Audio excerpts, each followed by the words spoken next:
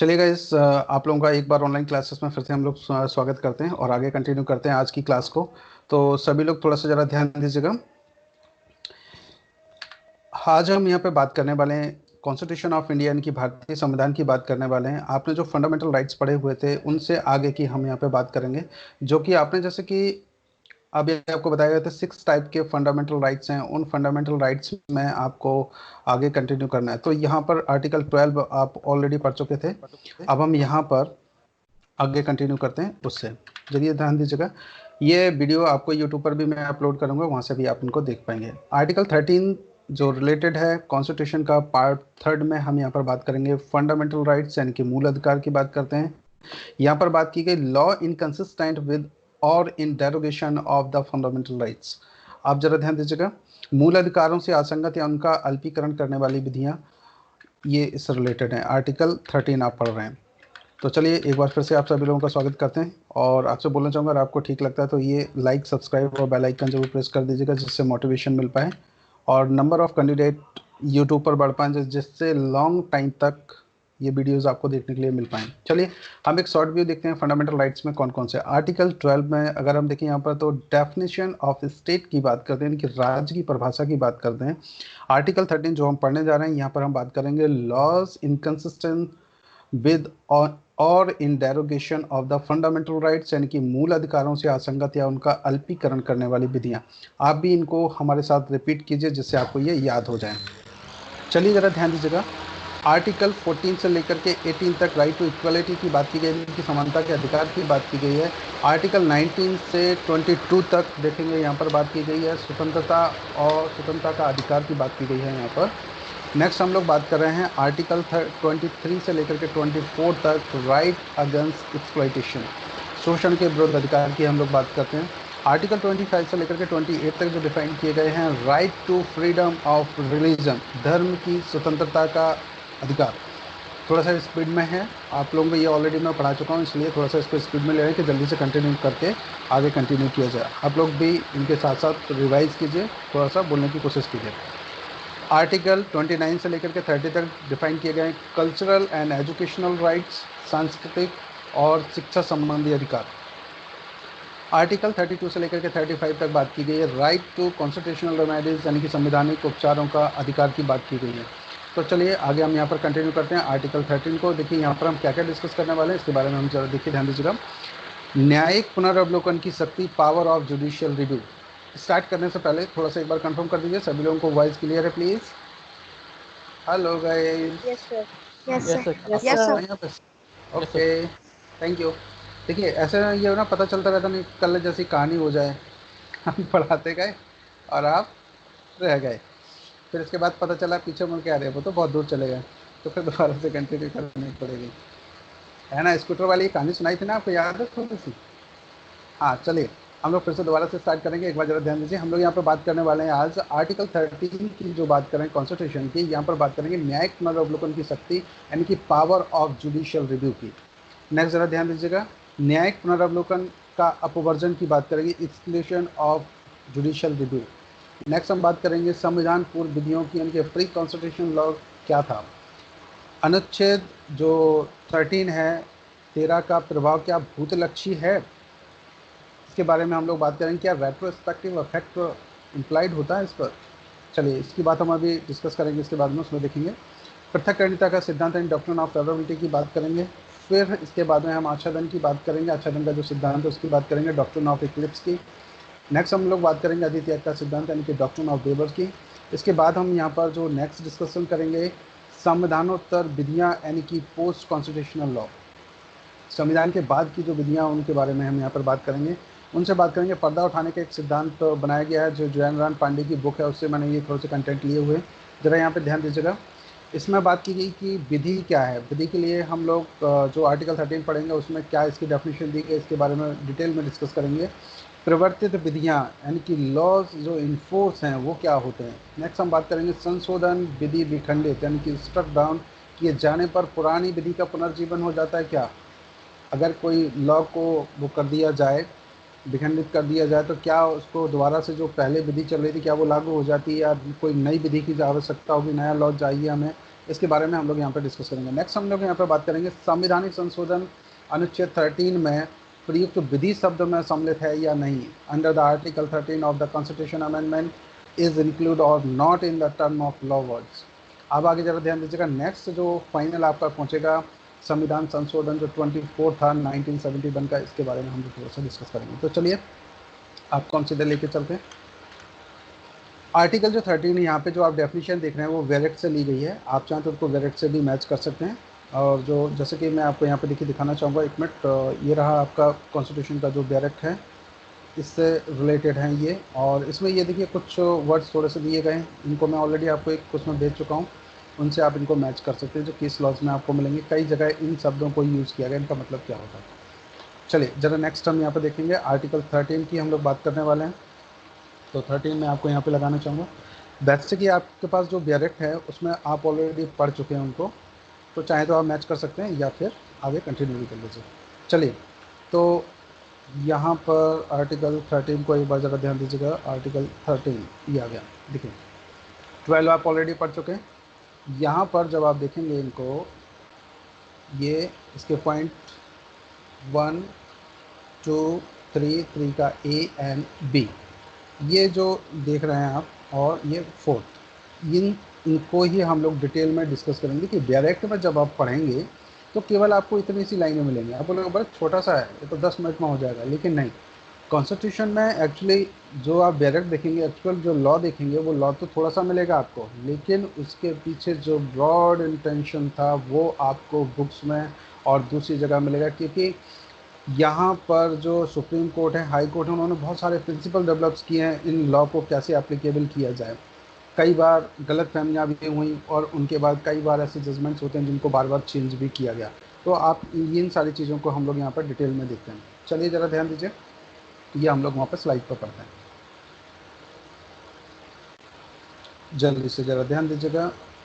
Article 13 को अगर हम लोग यहाँ पर देखें, law inconsistent with or in derogation of the fundamental rights, मूल अधिकारों से असंगत या उनका अल्पीकरण करने वाली विधियाँ। अगर आपको समझ में ना आए, कहीं क्वेश्चन पूछना है तो आप बीच में उनसे क्वेश्चन पूछ सकते हैं, कोई इशू नहीं है।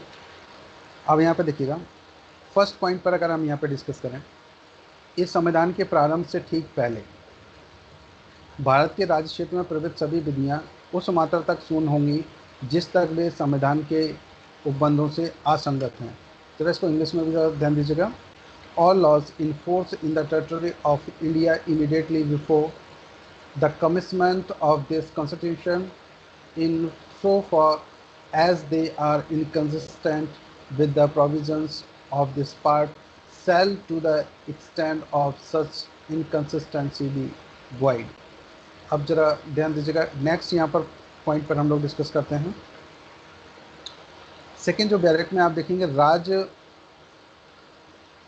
ऐसी कोई विधि नहीं बनाएगा जो इस भाग द्वारा प्रदत्त अधिकारों को छीनती है या न्यून करती है, न्यून का मतलब होता है कम करती है, और इस खंड के उल्लंघन में बनाई गई प्रत्येक विधि उल्लंघन की मात्रा तक शून्य है। कहाँ तक, देखिए यहाँ से फिर इसको ध्यान से पढ़िएगा। राज्य ऐसी कोई विधि नहीं बनाएगा जो इस भाग द्वारा प्रदत्त अधिकारों को छीनती है या न्यून करती है, और इस खंड के उल्लंघन में बनाई गई प्रत्येक विधि उल्लंघन की मात्रा तक शून्य है। तो देखिए दो तरह से लॉ का जो बनाया जाता है, उसको फॉर्मेशन के लिए मैं आपको यहाँ पे क्लियर करना चाहूँगा। दो तरह से विधियों का निर्माण किया जाता है, इनके लॉ का कैसे होगा। देखिए अगर हम पार्लियामेंट की तरफ चलते हैं, संसद की अगर हम यहाँ पर बात करते हैं, तो संसद में सबसे पहले देखिए यहाँ पर लोकसभा की यानी कि हाउस ऑफ द पीपल की हम लोग बात करेंगे, दूसरी हम बात करेंगे राज्यसभा की, और तीसरा पार्ट जो है वो है राष्ट्रपति की। हम लोग बात कर लेते हैं कि राष्ट्रपति जी होते हैं, तो ध्यान दीजिएगा। अब यहाँ पर क्या करेंगे, इनमें से कोई भी बिल बनाएगा और 2/3 मेजॉरिटी से पास करेंगे। इसके बाद इसी को राज्यसभा को भेज दिए जाएंगे, वो भी 2/3 मेजॉरिटी से पास करेंगे। ये सिंपल लॉ के लिए हम बात करें, और इसके बाद ये प्रेसिडेंट के पास भेज दिया जाएगा, और प्रेसिडेंट इनको जैसे ही सिग्नेचर करेंगे उस दिन से जो बिल बनाया गया था वो एक्ट में चेंज हो जाता है, यानी कि कानून का रूप ले लेता है। तो ये तो इसकी प्रोसेस है। ये जब आप आर्टिकल 107 से लेकर के 11 तक आप पढ़ेंगे, यानी कि 111 तक आप पढ़ेंगे, तब आपको ये पूरी डिटेल मिलेगी किस टाइप से किया जाता है। तो आने वाले हम नेक्स्ट क्लासेस में उनको डिस्कस करेंगे डिटेल में। बस थोड़ा सा आप ये समझिए कि लॉ को कैसे फ्रेम किया जाता है, बनाया कैसे जाता है। अब चलिए यहाँ पे ज़रा ध्यान देते हैं हम लोग इंग्लिश की तरफ भी थोड़ा सा। देखिए यहाँ पर हम बात करते हैं, the state shall not make any law which takes away और always the right conferred by this part and any law made in contravention of this clause shall, to the extent of the contravention, be void। अगला जरा next ध्यान दीजिएगा, इनकी detail हम अभी एक एक करके और समझेंगे कि क्या होता है। अभी केवल आप इसको ये देखिए कि इसमें क्या दिया हुआ है। अब इसका सब क्लोज जो 3 पढ़ेंगे हम लोग यहाँ पर सब आर्टिकल के लिए। तो देखिए 3 में क्या दिया, इस अनुच्छेद में जब तक कि संदर्भ से अन्यथा अपेक्षित ना हो तब तक क्या होगा। देखिए विधि का मतलब क्या होगा, कानून क्या है। तो देखिए ज़रा यहाँ पर विधि की जो डेफिनेशन दी गई, कोई पूछो विधि की डेफिनेशन कहाँ दी गई है, तो आप बता सकते हैं आर्टिकल जो 13 है, 13 का सब क्लोज 3 है और 3 में भी एक ए है। यहाँ पर क्या दिया गया कि लॉ क्या है, लॉ की डेफिनेशन दी गई है जिसको आप विधि बोलते हैं। ठीक है, अच्छा अब जरा ध्यान दीजिएगा यहाँ पर, विधि के अंतर्गत भारत के राज्य क्षेत्र में विधि का बल रखने वाला कोई अध्यादेश भी है, आदेश भी है, उपविधि भी है, नियम भी है, विनियम भी है, अधिसूचना भी है, रूढ़ी भी है और प्रथाएं भी। इतनी सारी चीज़ों को इन्होंने मान लिया कि ये सब लॉ के अंदर आता है, इनकी विधि मानी जाती है। चलिए नेक्स्ट हम यहाँ पर बात करने वाले हैं, इसमें से बात की गई इन्फोर्स वाला लॉ कौन सा है, इनकी प्रवृत्ति विधियाँ कौन सी हैं। प्रवृत्ति विधि में जरा ध्यान दीजिएगा यहाँ पर कि कौन सी इनके इन्फोर्स मानेंगे। तो कौन सा आप ये आर्टिकल पढ़ रहे हैं, जरा ध्यान दीजिएगा। आर्टिकल 13 का सब क्लोज 3 और 3 में भी आप पढ़ रहे हैं बी का मतलब खा। देखिए जरा क्या कह रहे हैं यहाँ पे, के अंतर्गत भारत के राज्य क्षेत्र में किसी विधानमंडल या अन्य सक्षम प्राधिकारी द्वारा, या तो क्या किसी राज्य क्षेत्र के विधानमंडल द्वारा या किसी अन्य सक्षम प्राधिकारी द्वारा इस संविधान के प्रारंभ से पहले पारित की गई हो, बनाई गई कोई विधि हो जो पहले ही निश्चित नहीं कर दी गई हो, जो कि पहले से रिपील्ड ना हो, चाहे ऐसी कोई विधि या उसका कोई भाग उस समय पूर्णतः या विशिष्ट क्षेत्रों में परिवर्तन में नहीं है। आप ज़रा इसको थोड़ा सा हम आगे कंटिन्यू करते हैं, इंग्लिश में भी ज़रा देख लीजिए आप। देखिए सबसे पहले जो आप ये थर्ड पार्ट पढ़ रहे थे वही, in this article unless the context otherwise required, जब तक अन्यथा अपेक्षित ना हो वहाँ पर हम लॉ किसको बोलेंगे। तो लॉ का मतलब है includes any ordinance, order, by law, rule, regulation, notification, custom or uses having in the territory of India the force of law। तो कौन कितनी चीज़ें हो गई यहाँ पे देखिए, 1 2 3 4 5 और फिर 6 और 7, इन सभी को हम मान लेंगे कि ये विधियाँ, इनके साथ साथ अदर भी इसमें कुछ इंक्लूड हो सकती हैं। तो उनका डिस्कशन हम लोग अभी किस लॉ में करेंगे, उसमें आपको क्लियर स्थिति और होती है। जरा नेक्स्ट देखिएगा, अब हम बात करते हैं इनफोर्स लॉ क्या है। तो लॉ इन इनफोर्स में क्या होगा, यहाँ पर जो आप यहाँ पर पढ़ रहे हैं देखिए, इंक्लूड लॉ, लॉज पास और मेड बाय द लेजिस्लेचर, इसके द्वारा किया गया हो, या तो मेड किया गया हो या फिर इंक्लूड्स लॉ पास किया गया हो। क्या क्या लॉ को इन्होंने पास किया हो। और देखिए जरा, other competent authority in the territory of India before the commencement of this constitution and not previously repealed, और पहले क्या किया गया हो, उसको पहले रिपील्ड ना किया गया हो। और कब, before the commencement of this constitution, constitution का जब लागू हुआ उससे पहले की बात करें तो उनको रिपील ना किया। Notwithstanding that any such law or any part thereof may not be then in operation either at all or in particular areas। अब जरा यहाँ देखिए, विशिष्ट क्षेत्रों में जो परिवर्तन नहीं है, यहाँ पर जरा ध्यान दीजिए कि विधि जो प्रवृत्त विधि के अंतर्गत भारत के राज्य क्षेत्र में किसी विधानमंडल के द्वारा देखिए या किसी अन्य सक्षम प्राधिकारी द्वारा इस संविधान के प्रारंभ से पहले पारित की गई हो, या फिर वो कोई बनाई गई विधि हो जो पहले निश्चित नहीं कर दी गई हो, तो उनको हम क्या मान लेंगे कि ये अभी इनफोर्स लॉ में इंक्लूड है। चलिए आगे जरा हम यहाँ पे बात करते हैं नेक्स्ट।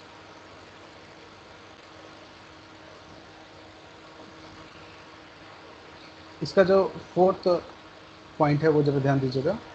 इस अनुच्छेद की कोई बात, अनुच्छेद 368 में क्या प्रोसेस दी है, जरा ध्यान दीजिएगा। यहाँ पर संविधान संशोधन की बात की गई है। पता है सभी को, सभी को मालूम है ना गाइस? एक बार हाँ कर यस दीजिए सर। प्लीज। यस होगा सर। संविधान संशोधन की बात की गई थी, अमेंडमेंट कर दिया गया। जरा ध्यान दीजिएगा के अधीन किए गए इस संविधान के किसी संशोधन को लागू नहीं है। अगर संविधान में कोई संशोधन कर दिया गया तो इस अनुच्छेद की कोई भी बात हो उसमें लागू नहीं होगी। ये इन्होंने फोर्थ पॉइंट में बात कर ली है। देखिए जरा ध्यान दीजिएगा यहाँ पर, not nothing in this article shall apply to any amendment of this constitution made under article 368। तो इसमें भी जो संशोधन की प्रोसेस है वही सेम जैसे अभी मैंने आपको लॉ फ्रेम करने के लिए बताया था, केवल आज सेक्शन ये आर्टिकल इसमें अलग हो गया है। अब जरा ध्यान दीजिएगा इसका एक पॉइंट, ये एक इम्पॉर्टेंट लाइन है, जरा इस पर थोड़ा सा आप एम्फसाइज कीजिएगा, जरा ध्यान दीजिए, बस हल्की, ज़्यादा नहीं है, थोड़ा सा समझ लीजिए। Insert by the constitution 24th amendment act 1971। कब किया गया था ये? जो 1971 में 24वां संविधान संशोधन था उसके अकॉर्डिंग इसको इंसर्ट किया गया। ठीक है, ये इसका एक इम्पॉर्टेंट ये फोर्थ नंबर पॉइंट को। अब चलिए आगे, ये तो था जो डायरेक्ट में एक्चुअल लॉ है वो। अब हम इसको बात करेंगे कि जो इन्फोर्समेंट हुआ वो उसमें क्या क्या प्रॉब्लम्स आई और क्या से हुआ, क्या न्यायाधीशों ने उनका डिस्क्रिप्शन दिया हुआ, क्या उनका वर्णन किया गया, इसके बारे में हम लोग थोड़ा सा डिस्कस करते हैं। चलिए ज़रा ध्यान दीजिएगा। देखिए सबसे पहले हम लोग बात करते हैं न्यायिक पुनर्विलोकन की शक्ति, यानी कि रिव्यू क्या होता है, कैसे करेंगे। तो देखिए ज़रा यहाँ पर रिव्यू की हम लोग बात कर लेते हैं। यहाँ पर ये जो पॉइंट्स लिखे थोड़ा सा इन पर ध्यान दीजिए। अनुच्छेद 13 के अनुसार न्यायिक पुनर्विलोकन की शक्ति जो पावर है वो क्या है, जुडिशियल रिव्यू क्या है, उच्च न्यायालय एवं उच्चतम न्यायालय को प्रदान की गई। किसको किया गया? दो कोर्ट यहाँ पर हैं, एक तो यहाँ पर उच्च न्यायालय है और दूसरा उच्चतम न्यायालय, जिसमें उच्च न्यायालय को अनुच्छेद 226 में और उच्चतम न्यायालय को अनुच्छेद 232 में। तो यहाँ पर दो आर्टिकल की हम लोग पहले भी डिस्कस करते रहे हैं। आर्टिकल 32 बराबर सुप्रीम कोर्ट, यानी कि सुप्रीम कोर्ट में अगर फंडामेंटल राइट्स का वायलेशन होता है तो डायरेक्ट वहाँ पर केस रजिस्टर किया जा सकता है। आर्टिकल 226 में अगर फंडामेंटल राइट्स का वायलेशन होता है तो आप हाई कोर्ट भी जा सकते हैं डायरेक्टली, उसमें कभी भी किसी भी निचली अदालत में जाने की आवश्यकता नहीं है, डायरेक्ट आप यहाँ पर केस फाइल कर सकते हैं। अगला जरा ध्यान दीजिएगा, जिसमें न्यायालय विधानमंडलों द्वारा बनाई गई विधियों की संवैधानिक जांच करते हैं। क्या करते हैं यहाँ पर? संवैधानिक जांच करते हैं, क्या वो सही है या नहीं। जैसे मान लीजिए विधानमंडल ने कोई भी कानून बना दिया और कानून बनाने के बाद में अब उसे इम्प्लाइड करना है न्यायालयों को। किसी में उन्होंने कर दिया कि भाई, जैसे सब लोग एक जानते हैं कि एंडरसन कोई व्यक्ति था, सुना है किसी ने? एक एंडरसन करके एक व्यक्ति था, ये कौन था ये एंडरसन व्यक्ति, पता है किसी को? नहीं? रिलेटेड काय से है सर ये? अच्छा सुनो, ये भोपाल गैस कांड सुना है आपने कभी? हाँ सर सुना है, एंडरसन, हाँ सुना है सर, वो जो अब याद आ गया? फैक्ट्री थी अरे उसी वाह। का मालिक था। Yes sir. सुनिए जरा, एंडरसन के मैटर में क्या था, भोपाल में जितनी बड़ी त्रसादी हुई, जैसे अभी आप कोरोना से सभी लोग जो भागते घूम रहे हैं ना, घरों में छुपना, घरों में ही रहना और बाकी जितने सारे हम लोग काम करते हैं, तो वो सारी चीज़ों को आप एक चीज़ देखेंगे, भोपाल गैस कांड में भी यही सेम कंडीशन थी। वो जो एरिया है आज भी बंजर जैसा ही है, वहाँ बस्ती भले ही घनी है लेकिन वहाँ का पानी और ये सारी चीज़ें दूषित हो गई, क्योंकि वहाँ जो कीड़े मारने की जो दवाई बनाने वाली जो फैक्ट्री थी उसका मालिक ये एंडरसन हुआ करता था। ऐसा मैंने पढ़ा, मैंने देखा नहीं, मैंने पढ़ा है कहीं। इसकी स्टोरी मैं आपको बस थोड़ी सी सुनाने जा रहा हूँ यहाँ पर, ज़रा ध्यान दीजिएगा। आप कुछ मिसमैच हो तो आप लोग देख लीजिएगा, वैसे भी आप लोग इंटेलिजेंट है। तो यहाँ पर इंटेलिजेंसी की अगर हम बात करते हैं तो यहाँ पे एंडरसन को देखिए वो कितना इंटेलिजेंट निकला। यहाँ पर देखिए कानून जो बना था उसमें पनिशमेंट कितना था, 2 साल 3 साल ऐसा पनिशमेंट था। अगर छोटे किसी भी व्यक्ति को ऐसे कोई नुकसान हो जाए, कुछ हो जाए तो उससे संबंधित, तो इनका जो पनिशमेंट था वो बहुत डिले चलता रहा, बहुत डिले चलता रहा। और जब लास्ट में अभी जब सुनवाई हुई और सुनवाई के डिवीज़न में पता चला कि यहाँ पर उसको पकड़ करके वापस लाने की बात हो रही है, तो यहाँ न्यायालयों ने जब उसे दोष सिद्ध किया गया तो ऐसे 2 साल का पनिशमेंट दे दिया गया। तो 2 साल के पनिशमेंट में सभी लोगों को लगा कि वास्तविक में न्याय नहीं हुआ है। क्यों? क्योंकि अपर्याप्त था। तो जो कानून बना तो है, लेकिन क्या उसे इम्प्लाइड किया गया, क्या लोग उससे सेटिस्फाई हैं, क्या सोसाइटी उसे एडॉप्ट करती है, मेन चीज़ ये है। फिर अगले हम यहाँ पर एक छोटा सा उदाहरण और थोड़ी देर के लिए ले लेते हैं। अगर हम यहाँ पर दहेज एक्ट को ले लें, दहेज प्रतिषेध अधिनियम 1961, कुछ ऐसा सुना है आपने? इसमें क्या होता है, सुना है किसी ने? दहेज प्रतिषेध अधिनियम क्या होता है? देखो, जैसे यहाँ देखते हैं ना कि कैटरीना दीदी, सलमान भैया, ये लोग कहीं शादी करना चाहते हैं, अगर मान लीजिए ये लोग, तो क्या ये दहेज लेंगे? पता भी नहीं चलता लेते हैं कि नहीं लेते हैं। बहुत सारा पैसा वैसे ही इकट्ठा हो जाता है। ये भी करेंगे तो भी ऐसी कंडीशन होगी। अच्छा, अगर हम थोड़ी देर के लिए यहाँ पर एक चीज़ लेते हैं कि कोई व्यक्ति जो जनरली सोसाइटी में है, वो लोग अगर ऐसा करते हैं, जैसे हम थोड़ी देर के लिए मान लीजिए कोई भी व्यक्ति, चाहे वो यहाँ ग्वालियर में हो या किसी भी जगह हो, तो जनरली एक ही और सी के बीच में अगर शादी करवाई जाए तो जनरली यहाँ पर देखेंगे दहेज की मांग करते हैं। हाँ, लड़का क्या करता है, नौकरी करता है। अच्छा, क्या करता है, गवर्नमेंट जॉब में है, अरे वाह। तो फिर यहाँ डिमांड बढ़ गई, भाई गवर्नमेंट जॉब में है तो इतने पहिए की गाड़ी तो मिलेगी ना, 4 व्हीलर जो चाहिए भाई, कौन सी चाहिए, या तो बड़ी गाड़ियों की बातें होने लगी। तो यहाँ पर आप एक चीज़ देखेंगे कि दहेज प्रतिषेध अधिनियम तो लागू हुआ, तो क्या सोसाइटी से ये दहेज बिल्कुल ही खत्म हो गया? नहीं, क्योंकि सोसाइटी इसे एडॉप्ट नहीं कर पा रही। अब यहाँ पर इस चीज़ के लिए ज़रा देखें, यहाँ पर ये जो न्यायिक पुनरावलोकन है, इसमें थोड़ा सा हम लोग इसका वो देखते हैं, क्या वास्तविक में है सब कानून होते हुए भी वो नहीं हो पा रहा। तो उसके लिए हम यहाँ पे क्या करते हैं, देखिए कॉन्स्टिट्यूशन में क्या प्रोविजन है, हम इसकी अब बात करते हैं। अब ज़रा ध्यान दीजिएगा, देखिए जो आर्टिकल 13 की बात करें, अनुच्छेद 13 के अनुसार न्यायिक पुनरावलोकन की शक्ति उच्च न्यायालय को और उच्चतम न्यायालय दोनों को प्रदान की गई है, आर्टिकल 226 और 32 के अकॉर्डिंग। अब जरा इसमें देखेंगे, जिसमें न्यायालय विधानमंडलों द्वारा बनाई गई विधियों की संवैधानिक क्या करते हैं, जांच करते हैं, और विधि के असंवैधानिक होने पर शून्य घोषित कर सकते हैं। अब चाहे वह संविधान की पूर्व विधियां हों, प्री कॉन्स्टिट्यूशनल लॉ हो, या फिर संविधान के बाद की विधियां हो, पोस्ट कॉन्स्टिट्यूशनल लॉ हो, दोनों को कर सकते हैं, और ऐसी विधियों को लागू करने से इनकार भी कर सकते हैं। तो न्यायालयों को ये एक सबसे बड़ी पावर दी गई कि भले ही विधानमंडल यहाँ पर वो कानून बना दें, लेकिन कानून बनाने के बाद में अगर वो असंवैधानिक है तो उसे असंवैधानिक घोषित करके ऐसा किया जा सकता है। जैसे आपने मिट्ठू मियाँ वर्सेस वाला जो आपने केस सुना हो, पंजाब राज्य वाला, शायद याद हो, तो उसमें आपने देखा कि जो आईपीसी का सेक्शन 303 सुना है कि इसमें क्या है, 303 को उन्होंने असंवैधानिक घोषित कर दिया है। चलिए, अब ये जब तो हम आईपीसी पढ़ेंगे तब उसके और डिटेल में जाएंगे, हम लोग यहाँ पे थोड़ी सी ये बात कर लेते हैं कि जो प्री कॉन्स्टिट्यूशनल लॉ है और पोस्ट कॉन्स्टिट्यूशनल लॉ है, उन दोनों के लिए ये रिव्यू कर सकते हैं, और रिव्यू करने के बाद इन्हें लगता है कि वो जो कानून बना हुआ है वो असंवैधानिक है, सोसाइटी के अकॉर्डिंग वर्कआउट नहीं करता है, तो कितना वो किया जाए यहाँ पर, तो उतने को ये क्या कर सकते हैं, शून्य घोषित कर सकते हैं ऐसे अकॉर्डिंग। ठीक है, चलिए जरा अब इसके आगे थोड़े से और हम डिस्कस करते हैं।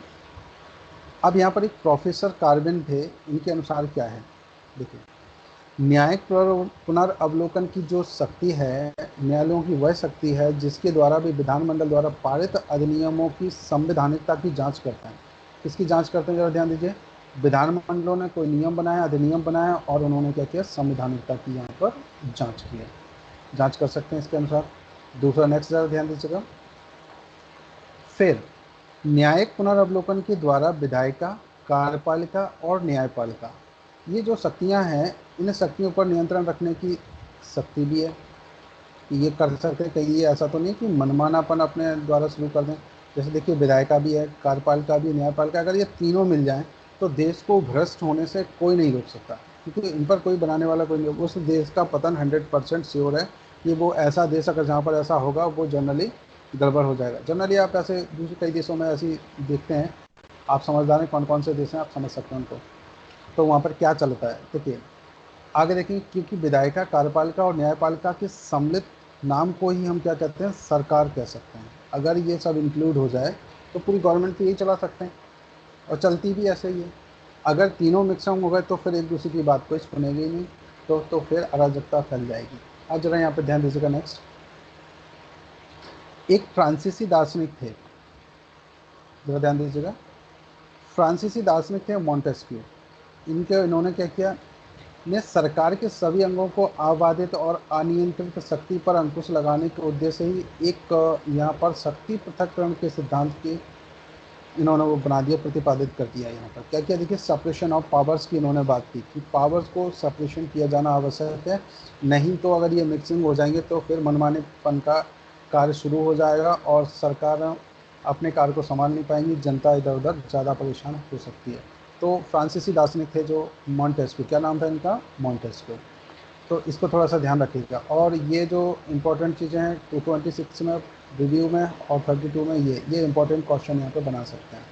दूसरी बात करते हैं काम इनका क्या है, जुडिशियल जो रिव्यू है उसका काम क्या है। तो यहाँ पर बात करते हैं जो विधियाँ हैं, इस लाइन को जरा देखिएगा, संवैधानिक जांच करते हैं।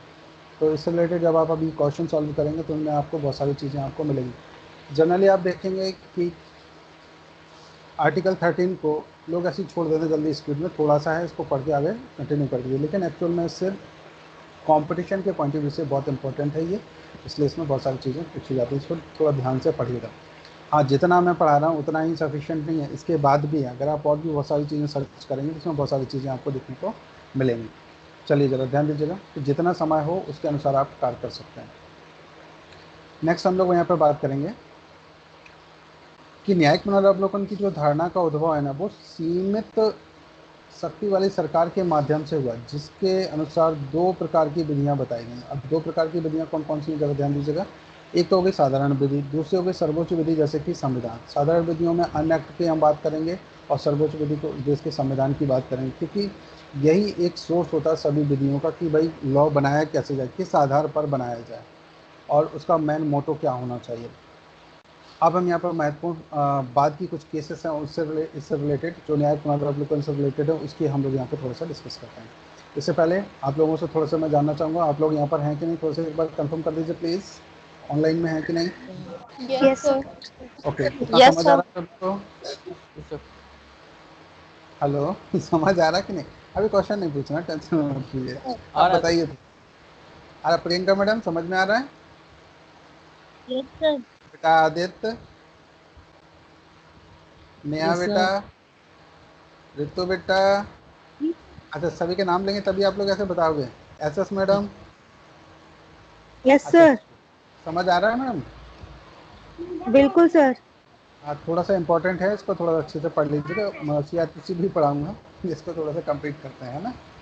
चलिए ज़रा ध्यान दीजिएगा, हम थोड़ा सा केस लॉज के बारे में डिस्कस करने वाले हैं। यहाँ पे केस लॉज की डिस्कशन करेंगे। देखिए ज़रा ध्यान दीजिए, यहाँ पर एक इंपॉर्टेंट केस है, ये केस के लिए केशवानंद भारती वर्सेस केरल राज 1973 का केस है।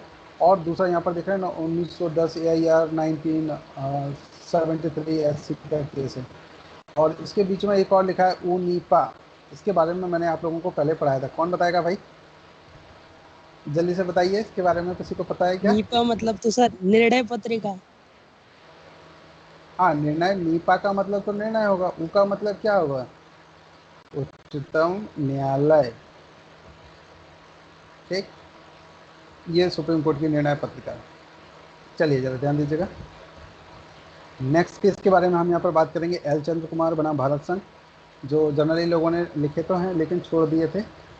और तीसरा केस है यहाँ पर मारवाड़ी बनाम मेडिसिन। फिर नेक्स्ट हम यहाँ पर बात करेंगे मद्रास राज्य बनाम BG राव, AIR 1952 SC 196 का केस था। और नेक्स्ट केस है इसमें AK गोपालन बनाम मद्रास राज्य, AIR 1950 SC 27।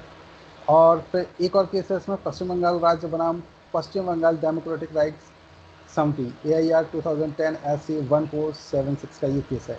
तो इतने सभी केस हैं, इन सभी को हम लोग वन बाई वन डिस्कस करेंगे। तो इसके लिए मैंने एक बुक को सजेस्ट किया है, जो जिसकी मैंने हेल्प ली है यहाँ पर, जयनारायण पांडे का, शायद आप लोगों ने संविधान सुना हो, उसके बारे में हम थोड़ा सा डिस्कस करना चाहेंगे। और जयनारायण पांडे, ये इनकी बुक है, इस बुक के कुछ अंश जिन्होंने इन केसेस को संकलन किया है, इकट्ठा किया है, तो ये श्रेय उनको जाता है कि उन्होंने एक ही जगह पर इतना सारी चीज़ें इकट्ठी कर दी हैं। तो देखिए ये कानून मैं नहीं बनाता, मैं तो सिर्फ पढ़ाता हूँ भैया, टीच करता हूँ, दूसरी जगह से कलेक्शन करके आप लोगों को दिखाने की कोशिश करता हूँ। तो आप ये मान के चलिएगा। नेक्स्ट यहाँ पर एक बुक और जिसकी मैंने हेल्प ली है, नरेंद्र कुमार, आप इनको पढ़ सकते हैं, इनके भी कुछ आंसर हम लोग देखेंगे अभी इसमें। और दूसरा आप यहाँ पर बख्शी जी की एक बुक है, उनका भी देखा, उनमें केस लॉज बहुत सारे दिए गए कॉन्स्टिट्यूशन के, आप इन सभी की हेल्प ले सकते हैं। और भी बहुत सारी बुक्स हैं जो आप चाहें देख सकते हैं।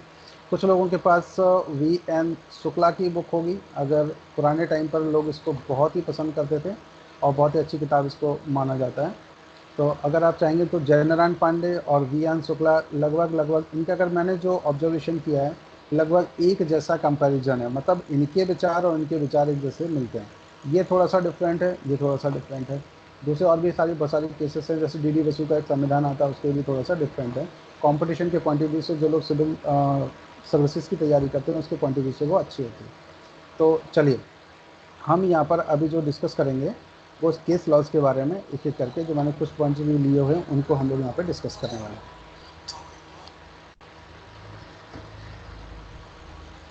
चलिए, ये कॉन्स्टिट्यूशन की जयनारायण पांडे की जो बुक है उससे ये लिया गया है, ज़रा ध्यान दीजिएगा, मैं आपको दिखाना चाहूँगा यहाँ पर।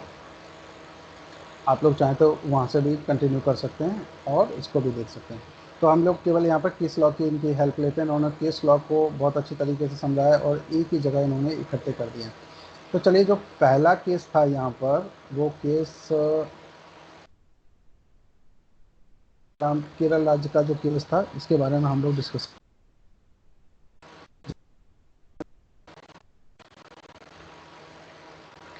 केशवानंद भारती बनाम केरल राज्य का ये केस है। हेलो, आवाज आ रही सभी लोगों को? Hello. Yes yes sir. Sir. Okay, ठीक है, चलिए यहाँ यस पर सर। ध्यान दीजिएगा। केशवानंद भारती बनाम केरल राज्य का केस है। इस केस में क्या कहा गया था? मामले में न्यायाधिपति कौन थे यहाँ पर? सी खन्ना। देखिए, इनका नाम भी कहीं पर नोट कर लीजिएगा जहाँ पर भी आप लिखें, क्योंकि अब जो कंपटीशन का तरीका है वो थोड़ा सा चेंज हो रहा है, लोग अवेयर हो रहे हैं। पहले लोगों को केस लॉ नहीं पता होते थे, अभी लगभग सभी को केस लॉ पता होते हैं।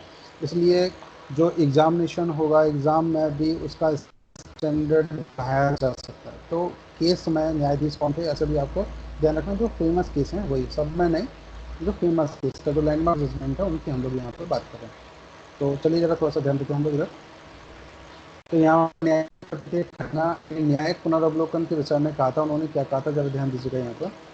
फेडरल पद्धति में जहां विधायी शक्तियों का केंद्रीय विधानमंडल और राज्य विधानमंडल में बंटवारा होता है, जहां पर फेडरल गवर्नमेंट होती है वहां पर कैसे करते हैं वो, केंद्रीय विधानमंडल और उसके द्वारा डिस्कशन करते हैं।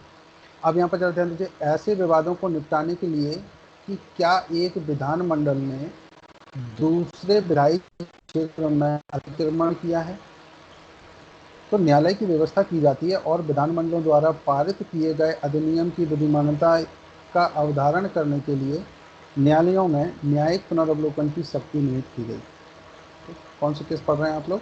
केशवानंद भारती बनाम केरल राज्य। न्यायिक पुनर्वलोकन की शक्ति केवल इस बात का विनिश्चय करने तक सीमित नहीं है कि क्या अपेक्षित विधियां बनाने में विधानमंडलों ने अपनी निश्चित विधायी सूचियों की परिधि के भीतर काम किया है, वरन न्यायालय इस प्रश्न पर विचार करते हैं कि क्या विधियां संविधान के अनुच्छेदों के अनुरूप बनाई गई हैं और उनसे संविधान के अन्य उपबंधों का उल्लंघन तो नहीं हुआ है। इस प्रकार न्यायिक पुनर्वलोकन हमारी संविधान पद्धति का एक अभिन्न अंग बन गया। तो देखिए, यहाँ पर इन्होंने इस केस में किन किन चीज़ों को पॉइंट बनाया हुआ है, उसके ऊपर हम लोग डिस्कस करते हैं, तो ध्यान दीजिएगा। देखिए, यहाँ पर इन्होंने पहली चीज़ तो ये डिस्कस की है कि किन चीज़ों पर बनाया गया, कि कहीं दूसरे जो प्रोविजंस हैं वो तो अफेक्टेड नहीं हो रहे हैं। क्या उन्होंने अपनी निश्चित विधायी सूचियों की परिधि में जितने उनको हैं वहीं तक बनाया या उससे आगे भी बना दिया? तो सबसे पहले इसकी कौन जांच करेगा? तो न्यायिक पुनर्वलोकन के अनुसार दो कोर्ट्स को जो बनाए गए हैं, उन कोर्टों को इनकी वो दी गई कि ये लोग अपने न्यायिक पुनर्वलोकन करके ऐसा कर सकते हैं। तो कौन कौन से कोर्ट हैं यहाँ पर? पहली बात करते हैं हम लोग सुप्रीम कोर्ट और दूसरी बात करते हैं हाई कोर्ट। तो हाई कोर्ट और सुप्रीम कोर्ट दोनों कोर्ट ऐसे हैं जो कि न्यायिक पुनर्वलोकन की शक्ति इनको प्राप्त है और ये वहाँ पर इस टाइप के चेक कर सकते हैं। क्या करना है इनको, जरा देखिए, जांच कर सकते हैं, संवैधानिक जांच। फिर क्या विधियां संविधान के अनुच्छेदों के अनुरूप बनाई गई हैं, जो कॉन्स्टिट्यूशन के अगेंस्ट में तो नहीं है। अगर कॉन्स्टिट्यूशन के अगेंस्ट में जाती हैं तो सीधी सीधी सी बात की गई है। आर्टिकल 13 का सब क्लोज ऑफ फर्स्ट और 2 पढ़ेंगे तो सीधी सीधी सी बात की गई कि ऐसी कोई विधियां नहीं बनाई जाएंगी जो फंडामेंटल राइट्स को कम करती हों या छीनती हों उन्हें। फिर दूसरी बात की गई, उनसे संविधान के अन्य उपबंधों का तो कोई उल्लंघन नहीं होता। तीसरा पॉइंट कि जो अदर प्रोविजंस हैं कहीं उन पर तो इफेक्ट नहीं पड़ रहा है। तो ये न्याय पुनर्वलोकन के लिए एक बहुत ही इंपॉर्टेंट केस रहा, जो केस का नाम क्या है, केशवानंद भारती बनाम केरल राज्य। अगला जो केस था उसके बारे में हम लोग थोड़ा सा डिस्कस करते हैं, जरा ध्यान दीजिएगा। देखिए यहाँ पर जो अगला केस है, यहाँ एल चंद्र कुमार बनाम भारत संघ का ये केस देख रहे हैं, इसके बारे में हम लोग डिस्कस कर लेते हैं क्यों कहा गया है। देखिए जरा ध्यान दीजिएगा, यहाँ पर बात की गई, देखिए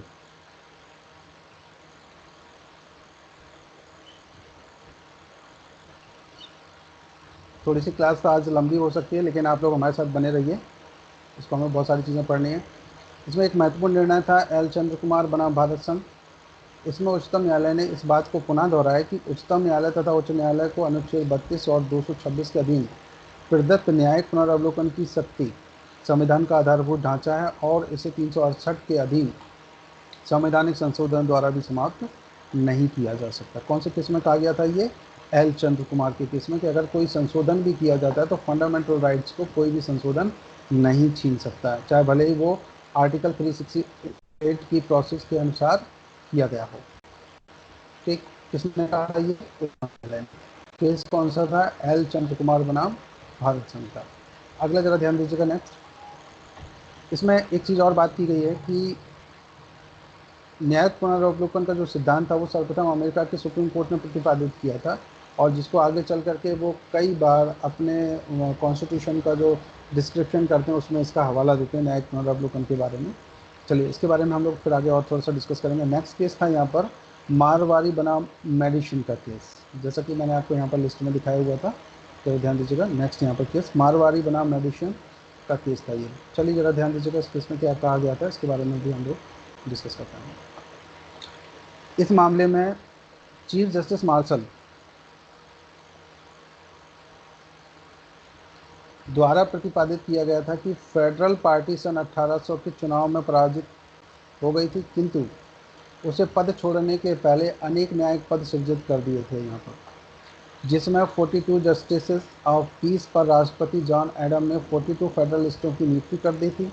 नियुक्ति की पुष्टि सीनेट द्वारा भी कर दी गई और उन पर हस्ताक्षर किए जा चुके थे, किंतु राष्ट्रपति के सचिव जॉन मार्शल उनमें से कई अभ्यर्थियों को नहीं दे सके थे। नए राष्ट्रपति थॉमस जेफरसन ने अपने सचिव को उन्हें अभ्यर्थियों को न देने का निर्देश दिया। उनमें से एक अभ्यर्थी ने सुप्रीम कोर्ट में परमादेश रिट फाइल किया, जिसमें प्रार्थना की कि न्यायालय राष्ट्रपति के सचिव को आदेश दे कि वे उन्हें नियुक्ति पत्र दें।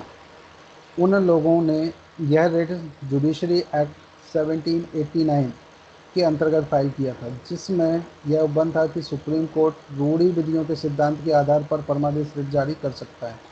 अब जरा ध्यान देना, किसके आधार पर कहा था? रूढ़ि के आधार पर। किंतु अमेरिका के संविधान के अनुच्छेद 3(2) सुप्रीम कोर्ट को केवल राजदूतों, मंत्रियों और काउंसिलों के विरुद्ध रिट जारी करने की शक्ति प्रदान करता था, जो सचिव के विरुद्ध संस्थित मामलों में पक्षकार थे। न्यायालय ने निर्णय किया कि चूंकि मारवाड़ी में इनमें से किसी श्रेणी में नहीं आते थे, अतः न्यायालय को इसमें कोई अधिकारता नहीं थी। न्यायालय का निर्णय सुनाते हुए उन्होंने कहा कि संविधान देश की सर्वोच्च विधि होती है, इसमें परिवर्तन का विशेष प्रक्रिया द्वारा ही किया जा सकता है और अन्य सभी विधियाँ, ध्यान दीजिएगा, अन्य सभी विधियाँ संविधान के अधीन होती हैं और उनमें आसानी से परिवर्तन किए जा सकते हैं। जिन लोगों ने लिखित संविधान की रचना की थी उनकी निसंदेह रूप से यह धारणा थी कि संविधान देश की मूल और सर्वोच्च विधि हो। तो यहाँ पर एक चीज़ ये की गई। फिर इसके बाद ज़रा ध्यान दीजिएगा, इस सिद्धांत का स्वाभाविक परिणाम होता है कि विधानमंडल द्वारा निर्मित वे विधियाँ जो संविधान के उपबंधों के विरुद्ध हैं अवैध घोषित की जा सकती हैं। संविधान के विरुद्ध विधियों को अवैध घोषित करने की शक्ति किसे होगी? इस बात पर न्यायालय ने कहा कि यह शक्ति निसंदेह रूप से न्यायालय को होगी। तो कौन सा केस था, जरा देखिए यहाँ पर। इसलिए कहा कि जो संशोधन हो या फिर उसको घोषित ऐसा करना हो कि वो विधि विरुद्ध है, तो इसकी शक्ति किसके पास होगी? न्यायालय के पास होगी। आप ये कौन सा केस देख रहे थे? मारवाड़ी वाला केस था। कौन सा था? मारवाड़ी बनाम मेडिसिन। आप इसको ऐसे भी कर सकते हैं, मारवाड़ी नाम का व्यक्ति था, बीमार हो गया तो उसे मेडिसिन देनी पड़ी। मेडिसिन कौन सी थी? कि संविधान के जो पार्ट हैं या कोई भी लॉ बनाए गए, क्या वो असंवैधानिक हैं? उन्हें असंवैधानिक नाम की एक गोली दी गई। ऐसे याद करने के तरीके हैं, आप लोग चाहते कैसे कर सकते हैं। चलिए जरा नेक्स्ट ध्यान दीजिएगा। अगले केस की तरफ हम लोग बात करने वाले हैं। मद्रास राज्य बनाम बीजी राव का एक फेमस केस है, कुछ लोगों ने मुझे निकाल के भी दिए हैं ये केस, जरा ध्यान दीजिएगा। के मामले में मुख्य न्यायाधीश पांतजलि शास्त्री, जरा ध्यान दीजिएगा।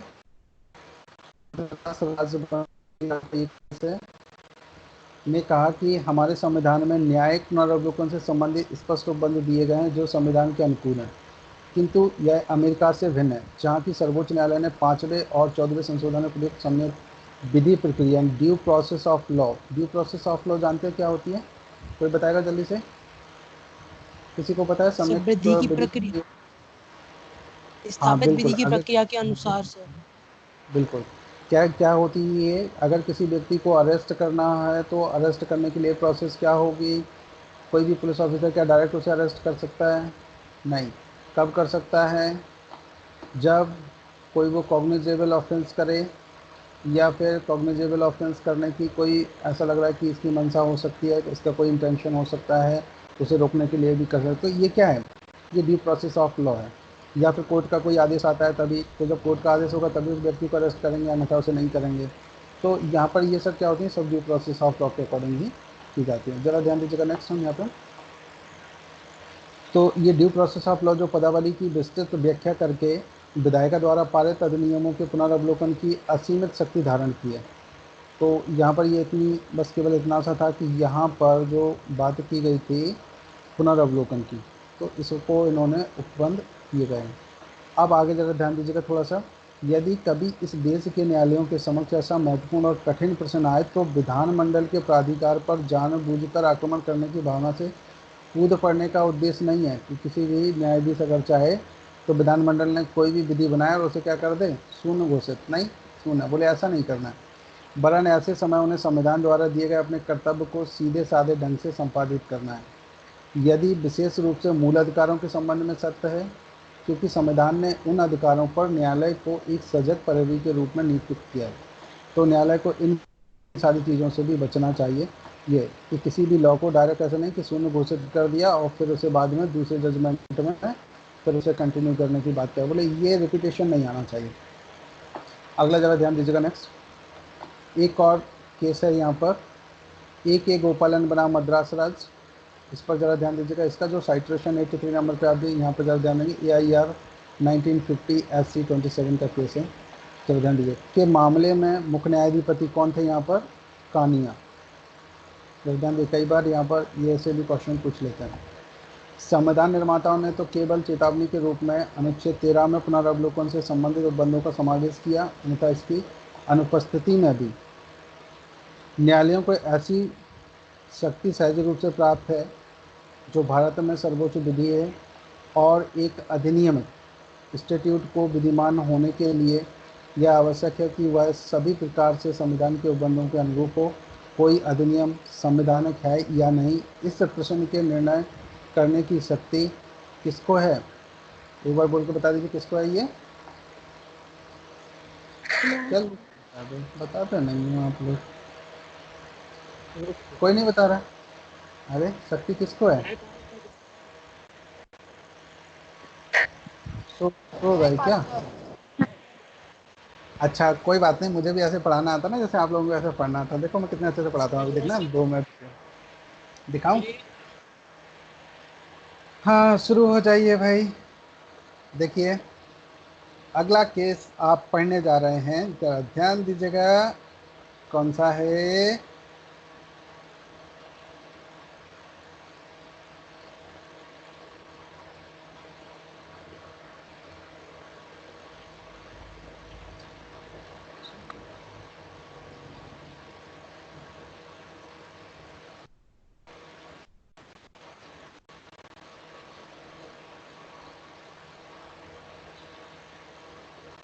सर मैं तो बोला था सर। आवाज दे रही है। समझ में आ गया सभी को? जी सर। अरे सर मैं तो बोला था सर, आपने सुना ही नहीं, मेरी वॉइस नहीं आ रही थी सर क्या? अच्छा, सर मैं भी बोली थी। आप सब लोग बोले थे? सर अच्छा, कोई बात आपकी नहीं। आवाज नहीं आ रही थी, बाकी सब बोल रहे थे। सर आवाज आ रही थी आपकी। नहीं, क्या है ना, बोलते हैं ना खरबूजे को देख के खरबूजा रंग बदलता है। क्या वास्तव में ऐसा होता है क्या? आपने देखी कभी खरबूजे को नहीं, देख के आपकी खरबूजा आवाज रंग सर आ रही बदल थी, जाता? दिक्कत नहीं। आ रही थी? हाँ। अच्छा, तो ठीक है। चलिए, जरा ध्यान दीजिए। अब जैसे आप लोगों से क्वेश्चन पूछा ना, आप लोगों ने बोलोगे नहीं बोल रहे हैं ना, तो फिर मुझे भी ऐसा लगना था मैं भी ऐसे ही ना पढ़ाऊँ ना, शांति से बैठ के, है ना। अच्छा सच्ची हमें एक बात बताइए, आपने कभी खरबूजे देखे हैं क्या? मुझे नहीं पता, आप लोग बताइए प्लीज। देखा है सर। देखा है? तो रंग बदल जाता है क्या उसका? वो तभी मैं कहूँगा ऑलरेडी। सबके सब हरे हरे क्यों दिखते हैं ऊपर से, ऐसे ही ना। सर मीठा होना चाहिए, रंग कैसा भी हो। अच्छा, मतलब तो एक मीठा को देख के दूसरा मीठा नहीं होता क्या? नहीं ऐसा नहीं होता सर, पहले से होता है जो होता ये कौन सा लॉजिक है? हरे देख करके हरे हो जाते हो पर मीठा देख करके मीठा नहीं होते? ऐसे हम नहीं खेलेंगे भाई, ध्यान दो। एग्जाम्पल नहीं होते हैं। चलिए जरा ध्यान दीजिएगा। नेक्स्ट, अगला, और अभी बहुत सारे पढ़ने हैं तो बहुत ज़्यादा है, जरा ध्यान दीजिए। अगले जरा केस की तरफ हम लोग चलते हैं। देखो जरा इंपॉर्टेंट केस है ये भी, बहुत जगह कंपटीशन एग्जाम्स में ये पूछे जाते हैं, जरा ध्यान दीजिए। देखो मद्रास राज्य वाला हम लोगों ने पढ़ लिया, एक एक ओपलान का पढ़ लिया, पश्चिम बंगाल वाला रह गया, आखिरी केस है जो पुनर्विलोकन से रिलेटेड है। पर अभी बहुत सारी चीज़ें जो अपने को पढ़नी है आज, आज आप लोग जाने वाले नहीं हैं। देखिए जरा कौन सा, पश्चिम बंगाल राज्य बनाम पश्चिम बंगाल डेमोक्रेटिक राइट समिति AIR 2010 SC 1476 का ये केस है। तो ज़रा ध्यान दीजिएगा, हम लोग चलते हैं सीधे इसकी डिटेल की तरफ। ये आप जो यहाँ पर लिख रहे हैं, ये आंसर भी मैंने उसी बुक से लिए हुए हैं। उन्होंने बहुत अच्छा इसमें डिस्क्रिप्शन किया, तो मुझे लगा कि इसको अलग से टाइपिंग करने की ज़रूरत नहीं है। देखिए, पश्चिम बंगाल बनाम Paschim Bengal protection of democratic rights Samiti, और इसमें क्या किया, इस मामले में उच्चतम न्यायालय ने यह निर्धारित किया कि न्यायिक पुनर्वलोकन संविधान का आधारभूत ढांचा है और उसे संसद द्वारा पारित किसी अधिनियम द्वारा समाप्त या कम नहीं किया जा सकता। संविधान द्वारा संसद पर या कार्यपालिका पर अधिरोपित कोई भी निर्बंधन न्यायिक पुनर्वलोकन पर नहीं लगाया जा सकता। तो यहाँ पर जरा ध्यान दीजिएगा। देखिए क्या कहा इन्होंने कि उच्चतम न्यायालय ने अभी निर्धारित कर दिया, पुनर्वलोकन संविधान का आधारभूत ढांचा है और उसे संसद द्वारा पारित किसी अधिनियम द्वारा समाप्त या कम नहीं किया जा सकता है। कि अगर कोई संसद यहाँ पर कोई अधिनियम या कुछ भी पारित कर दे, उससे इनको कम किया जा सकता है। संविधान द्वारा संसद पर, कार्यपालिका पर अधिरोपित कोई भी निर्बंधन न्यायिक पुनरावलोकन पर नहीं लगाया जा सकता। आप जरा ध्यान दीजिएगा। नेक्स्ट,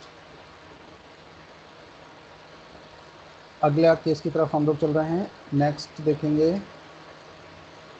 हाँ जी, अब आ जाइए यहाँ पर। न्यायिक पुनर्वलोकन का जो अपवर्जन है, क्या हो सकता है यहाँ पर, एक्सक्लूशन ऑफ जुडिशियल रिव्यू। तो देखिए जरा यहाँ पर क्या कहा गया है कि जो न्यायिक पुनर्वलोकन का अपवर्जन के संबंध में, जरा ध्यान देना है यहाँ पर, अनुच्छेद 31 का सा यानी 31 में यह उल्लेख करता है कि अनुच्छेद 39 बा और सा, ये दोनों में नियत नीति निर्देशक तत्वों के कार्यान्वयन के लिए पारित विधियों को इस आधार पर न्यायालय में चुनौती दी जा सकती है कि अनुच्छेद 14 और 19 में प्रदत्त मूल अधिकारों से असंगत हैं या उनको छीनती है। तो इस आधार पर ऐसे किसी भी कानून जो भी बनाया जाता है उसको चुनौती दी जा सकती है और उससे संबंधित यहाँ पर आगे केस को फाइल करके उनको शून्य घोषित भी कराया जा सकता है या जितना होता उतना शून्य घोषित कराया जा सकता है। अब हम देखिए अगले टॉपिक की तरफ हम लोग चल रहे हैं। यहाँ पर संविधान पूर्व विधि यानी कि प्री कॉन्स्टिट्यूशनल जो लॉ था, यानी कि जो कॉन्स्टिट्यूशन था उससे पहले जो कानून बने हुए थे उनका स्टेटस क्या है। तो जब देखिए हम लोग यहाँ पे जरा देख लेते हैं। अब जल्दी जल्दी करूँगा थोड़ा सा, जहाँ समझ में नहीं आया वहाँ मुझे बता दीजिएगा। अगर अनुच्छेद 13(1) की बात करें हम, कि इसके अनुसार संविधान के प्रारंभ से ठीक पहले भारत के राज्य क्षेत्र में प्रवृत्त सभी विधियां उस मात्रा तक शून्य होंगी जिस तक वे इस भाग के उपबंधों से असंगत हैं। कौन से भाग से? फंडामेंटल राइट से। और फंडामेंटल राइट कहाँ से कहाँ तक दिए गए हैं? 12 से लेकर के, कोई बताएगा? जल्दी से बता दो कौन से कहाँ तक दिए गए हैं, जल्दी से बताइए। 35। 36।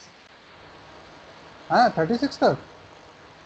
35। 35 35। 35 तक दिए गए हैं ना। चलो जरा ध्यान दीजिएगा। अब यहाँ पर सेकंड पॉइंट में उन्होंने क्या कहा है, देखिए, संविधान के मूल अधिकार में अनुच्छेद 13 का प्रभाव भूतलक्षी है क्या? भूतलक्षी का मतलब कौन सा होता है? जिसमें भूत दिखाई देते हैं, ऐसा होता है क्या? तो कौन रहते हैं, पता है किसी को? कौन सी? भूतलक्षी हाँ मतलब सर उनका संविधान के प्रभाव लागू होने के पीछे। पहले की विधि। अच्छा, वो ऐसे भूत तो नहीं आ जाते, वो हड्डी वाले वैसे वो करते वो रहते थे पहले, ऐसे वाले तो नहीं दिखाई देते ना? Yes sir. देते हैं क्या? ऐसे जो भूत आ जाते हो, पता चले कि भूत वहाँ दिखाई दे रहे हैं। नहीं, चलिए इसको समझते हैं। आदित्य जी, आप सही कह रहे थे। सुनिए जरा, ध्यान दीजिएगा। अगर भूतलक्षी हम लोग प्रभाव की यहाँ पर बात करें, तो भूतलक्षी प्रभाव में आप एक चीज़ देखिए कि कॉन्स्टिट्यूशन लागू होने से पहले जो विधियाँ थी, तो क्या वो भी उस पर लागू हो जाएंगी क्या? अगर मान लीजिए किसी ने कोई अपराध किया हो, संविधान जब लागू नहीं हुआ था उससे पहले, तो क्या उसे संविधान के अनुसार उसे पनिशमेंट दिया जाएगा? तो यहाँ बात करें कि नहीं है, ऐसा अधिकार ये इन पर लागू नहीं होता है। चलिए जरा ध्यान दीजिएगा नेक्स्ट। इससे संबंधित एक केस था केशव माधव मेनन बनाम मुंबई राज्य AIR 1951 SC 123 का। दूसरा इसी से रिलेटेड और केस है एक रविंद्रनाथ बनाम भारत संघ AIR 1970 SC 470। नेक्स्ट इसमें केस था लक्ष्मण दास केवल राम बनाम स्टेट ऑफ बॉम्बे AIR 1952 और SC 235। इन सभी केसेस में यही कहा गया कि इसमें भूत लक्षी प्रभाव नहीं है, और चाहे तो इसकी और डिटेल आप पढ़ सकते हैं। चलिए मैं आपको थोड़ा सा उनकी केसेस की थोड़ा सा वो दिखा देता हूँ ब्रीफ में कि क्या क्या है यहाँ पर। देखिए ज़रा ध्यान दीजिएगा। ये है माधव मेनन बना मुंबई राज्य का जो केस है, इसके बारे में हम लोग यहाँ पर थोड़ा सा डिस्कस करने वाले हैं। ये ज़रा ध्यान दीजिएगा। सभी को दिखाई दे रहा है ना, क्लियर? किसी को दिक्कत तो नहीं है? चलिए ज़रा ध्यान देंगे हम लोग का। ये जो मामला एक अच्छा उदाहरण है। इस मामले में सन 1949 में प्रेस एजेंसी पावर्स एक्ट 1931 जो था, ये एक्ट 1931 के अंतर्गत अपीलार्थी के विरुद्ध एक पत्रक छापने के कारण अभियोग चलाया गया था। उक्त अधिनियम के अधीन ऐसा पत्रक छापना एक दंडनीय अपराध था। तो यहाँ पर ये केस इनका रजिस्टर्ड किया गया। अब जरा ध्यान दीजिएगा। न्यायालय में कार्रवाई चल रही थी कि संविधान लागू हो गया और अपीलार्थी ने न्यायालय के समक्ष यह तर्क प्रस्तुत किया कि 1931 का एक्ट अनुच्छेद 19(1) का में दिए गए मूल अधिकार से असंगत है, अतः वह शून्य, अतएव उसके विरुद्ध कार्रवाई चालू नहीं रखी जा सकती। तो जो उच्चतम न्यायालय ने निर्णय दिया कि उसके मामले में अनुच्छेद 13 लागू नहीं होगा, क्योंकि अपराध संविधान लागू होने के पहले किया गया था, अतः सन 1949 में प्रारंभ की गई कार्रवाई पर इसका कोई प्रभाव नहीं पड़ेगा। और उच्चतम न्यायालय ने यह भी अभी निर्धारित किया कि चूंकि मूल अधिकार संविधान के लागू होने के दिन से ही परिवर्तित हुए हैं, इसलिए संविधान पूर्व विधियों से उनकी असंगति का प्रश्न भी उसी दिन से ही उत्पन्न हुआ माना जाएगा। ऐसी विधियां संविधान लागू होने के पश्चात मूल अधिकारों को विरोध में होने के कारण शून्य होंगी। ये केशव माधव मेनन बनाम मुंबई राज्य के केस में ऐसा डिसाइड किया गया था कि जो कॉन्स्टिट्यूशन से पहले जो लॉ है वो उसके बारे में क्या स्थिति थी। चलिए जब ध्यान दीजिए, आप लोग चाहें तो बुक को एक बार अवलोकन जरूर कर लीजिएगा इससे रिलेटेड। नेक्स्ट केस के लिए हम लोग यहाँ पर बात करने वाले हैं। देखिए, जो इनमें ये केसेस दिए गए हैं रविंद्रनाथ बनाम भारत संघ AIR 1970 और ये, इन सब में यही बात की गई कि कोई भी जो प्री कॉन्स्टिट्यूशनल लॉ है वो कॉन्स्टिट्यूशन लागू होने पर कोई उस पर प्रभाव नहीं पड़ता, कि कॉन्स्टिट्यूशन के अकॉर्डिंग उसको पनिशमेंट नहीं दिया जा सकता। वो पहले की जो विधियाँ लागू थी उन्हीं के अनुसार उनको पनिशमेंट दिया जाएगा। अगला जरा यहाँ पे ध्यान दीजिएगा। नेक्स्ट हम लोग बात कर रहे हैं पृथक्करणीयता का सिद्धांत, यानी कि डॉक्ट्रिन ऑफ सर्वेबिलिटी की बात कर रहे हैं। इसमें जरा ध्यान दीजिए, जब किसी अधिनियम का कोई भाग, जरा ध्यान देना, ये होता क्या, पृथक्करणीयता वाला क्या है? पृथक्करणीयता के जैसे कि इसका मतलब आप समझ रहे हैं, पृथक करना, किसी चीज़ से अलग कर देना, ऑफ सर्वेबिलिटी से रिलेटेड। जरा ध्यान दीजिएगा। जब किसी अधिनियम का कोई भाग असंवैधानिक होता है, तब प्रश्न उठता है कि क्या उस पूरे अधिनियम को ही शून्य घोषित कर दिया जाए या केवल उसी भाग को अवैध घोषित किया जाए जो संविधान के उपबंधों से असंगत है। तो पहली तो ये विचार है कि कितना क्या तो पूरा कर दिया जाए कि भाई अगर उसमें से कोई पार्ट गलत है या कुछ ऐसा है जो फंडामेंटल राइट्स का वायलेशन कर रहा है, तो क्या वो पूरा एक्ट ही शून्य घोषित कर दिया जाए या उसमें से उतना हिस्सा अलग कर दिया जाए जनरली। तो देखिए यहाँ पे क्या होता है देखिए, जो ऐसे मामलों के निपटारे के लिए उच्चतम न्यायालय ने पृथक्करणिता का सिद्धांत यानी कि डॉक्ट्रिन ऑफ सर्वेबिलिटी को प्रतिपादित किया है, जिसके अनुसार अनुच्छेद 13 में प्रयुक्त असंगति या विरोध की सीमा तक to the extent of inconsistency और कॉन्ट्राविक्शन, वाक्यों से यह स्पष्ट है कि अधिनियम के केवल वे ही भाग अवैध घोषित किए जाएंगे जो मूल अधिकार से असंगत हैं या विरोध में हैं, संपूर्ण अधिनियम को नहीं। जैसे कि आप अगर सिंपल देखेंगे, अपने पास भी कोई चीज़ होती है जितनी खराब हो गई ना, उसको थोड़ा सा पार्ट कर देते हैं, मतलब इसको हटा दीजिए, बाकी लोग एक्सेप्ट कर लेते हैं। वही सेम कंडीशन यहाँ पर ये डॉक्ट्रिन ऑफ सर्वेबिलिटी की कंडीशन है। चलिए जरा ध्यान दीजिएगा, इसमें कुछ इंपॉर्टेंट केस लॉ हैं। देखिए यहाँ पर हम बात करेंगे एक गोपालन बनाम मद्रास राज AIR 1950 का केस है ये, और इस केस में और इसके बाद में इसके जो रिलेटेड और केस हैं, बम्बई राज बनाम बालसारा का, ये बहुत फेमस केस है, ज़रा ध्यान रखिएगा, कंपटीशन में कई बार ये पूछे जाते हैं। और दूसरा जो नेक्स्ट केस आप देखेंगे, स्टेट ऑफ बिहार बनाम कामेश्वर, नेक्स्ट केस पर ज़रा ध्यान दीजिएगा। गांव रोमेश थॉपर बनाम मद्रास राज AIR 1950 SC 124, ये केस भी बहुत ज़्यादा पूछे जाने वाला केस है, इस पर भी थोड़ा सा विचार कर लीजिएगा, याद करिएगा। और एक गोपालन तो आपने हर जगह देखा ही होगा, जितने भी आप कंपटीशन एग्जाम्स के पेपर उठा के देखेंगे जहाँ पर कॉन्स्टिट्यूशन पूछा जाता है, तो इस केस को तो वहाँ पर मिलना लगभग लोग 100% मानते हैं कि आता ही है। तो आप भी थोड़ा तैयार करके जाइए, हो सकता ना भी आए, मैं ऐसी गारंटी नहीं दे सकता कि नहीं ये आ ही जाएगा। दूसरा, कई बार आप देखेंगे बालसारा का केस भी आपने कई बार देखा होगा, और ये रमेश थॉपर का भी केस, ये और ये दोनों एक जैसी कैटेगरी में, और ये सेकंड कैटेगरी पे आप इनको मान सकते हैं, पर ये इंपॉर्टेंट है, सभी को आपको तैयारी करके रखनी है। और देख लीजिएगा इन्होंने क्या क्या दिया हुआ, वैसे मैं आपको पढ़ा दे रहा हूँ, और ध्यान दीजिएगा। RMDC बनाम भारत संघ का एक और केस है, फिर है स्टेट ऑफ बॉम्बे बनाम यूनाइटेड मोटर्स, और फिर है एक और तो पोलोहान बनाम चिलू, ये वाला जो केस है चिलू वाला, इसको भी याद कर लीजिएगा भैया।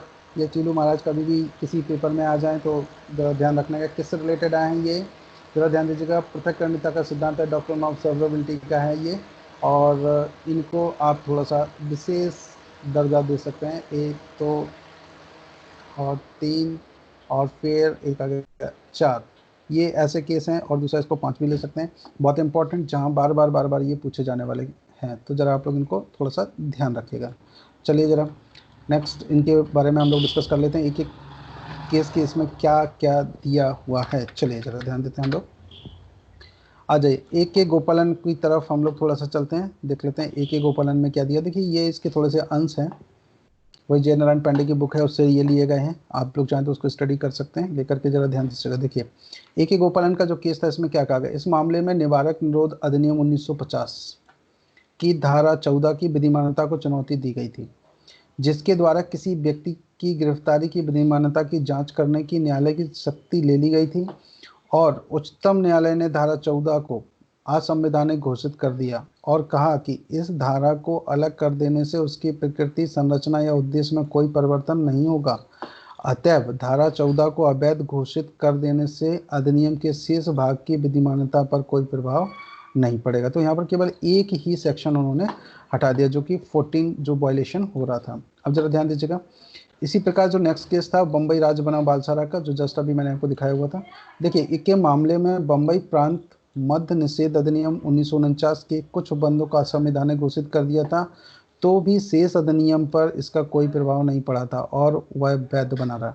चलिए जरा नेक्स्ट हम यहाँ पर देखेंगे, ये रमेश थापर वाला जो केस है, इसके संबंध में थोड़ी सी डिस्कस कर लेते हैं। जल्दी से देखिए, थोड़ा स्पीड में हम लेंगे, कहीं दिक्कत आए तो मुझे आप बीच में बता दीजिएगा, जहाँ समझ में नहीं आए या कुछ डिस्टर्बेंस हो जो दिखाई ना दे। अच्छा ये बताइए, इतने केस समझ में आ गए क्या आप लोगों को? हेलो जी सर। सभी लोग Yes, sir. सही है ना? गायब तो नहीं है? गायब मत होना भाई, आज गड़बड़ हो जाएगा, बहुत लंबी स्लाइड है ये, थोड़ा सा बस पढ़ना है, बहुत दिन का कलेक्शन, 3-4 दिन का। चलो ध्यान दीजिए, देखिए अब यहाँ पर जो केस है ना, रमेश थॉपर बनाम मद्रास राज, इस मामले में उच्चतम न्यायालय ने कहा कि जहाँ की विधि का आशय मूल अधिकारों पर निर्बंध लगाने का प्राधिकार देना है, और वह ऐसी व्यापक भाषा में है जो संविधान द्वारा भेद सीमाओं के अंदर और बाहर दोनों आती है, वहाँ और जहाँ दोनों को पृथक करना संभव नहीं है, वहाँ पूरे अधिनियम को ही अवैध घोषित कर दिया जाएगा। जब तक कि ऐसे प्रयोजनों के लिए जो कि संविधान द्वारा अनुमोदित नहीं है, इसके लागू होने की संभावना को दूर नहीं किया जाता, तब तक उस विधि को पूर्णतः असंवैधानिक एवं शून्य घोषित किया जाना आवश्यक है। तो यहाँ पर ये एक इम्पॉर्टेंट था कि भाई पूरे संविधान वो पूरे एक्ट को भी क्या किया जा सकता है, अगर ज़रूरत हो, जो कि फंडामेंटल राइट्स का वायलेशन कर रहा हो, ऐसी कंडीशन में उस पर निर्बंध लगाना आवश्यक होगा और उसे असंवैधानिक भी घोषित किया जा सकता है। नेक्स्ट किसकी तरफ हम लोग चल रहे हैं, जरा ध्यान दीजिएगा।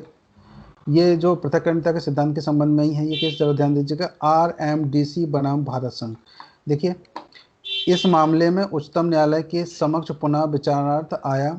इस मामले में पुरस्कार प्रतियोगिता अधिनियम की धारा 2 घ की संवैधानिकता पर आपत्ति उठाई गई। देखिए कौन सा था, पुरस्कार प्रतियोगिता अधिनियम की धारा 2 घ की। इस अधिनियम का मुख्य आशय जुआ प्रकृति की प्रतियोगिताओं पर निर्बंध लगाने का था। जैसे जुआ टाइप के होता है ना कि भाई ये जीत जाए वो हो जाए, तो उस पर प्रतिबंध लगाना था। लेकिन पर उसमें कुछ अच्छी भी चीज़ें थी जो कि उसके साथ जा सकती थी। जैसे कि ध्यान दीजिएगा, किंतु भाषा इतनी व्यापक थी कि इसके उसके अंतर्गत ऐसी जिनमें कौशल भी शामिल था आ जाती थी। जैसे गुड़दौड़ को एक एक्सेप्शन में रखा गया है।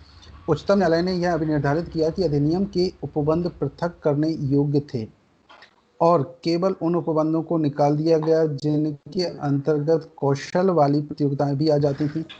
इस प्रकार न्यायालय ने रॉमेस थॉपर में दिए गए अपने निर्णय को प्रभावी रूप से संशोधित कर दिया, जिसमें यह कहा गया था कि जहां मूल अधिकारों से असंगत उपबंध ऐसी व्यापक भाषा में हों कि उसके अंतर्गत संविधान द्वारा अनुमोदित सीमाओं के अंदर या बाहर दोनों प्रकार के निर्बंधों को शामिल करते हैं और उन्हें संविधान द्वारा अनुमोदित सीमाओं के अंदर लागू नहीं किया जा सकता, तो उनको शून्य घोषित करना आवश्यक होगा।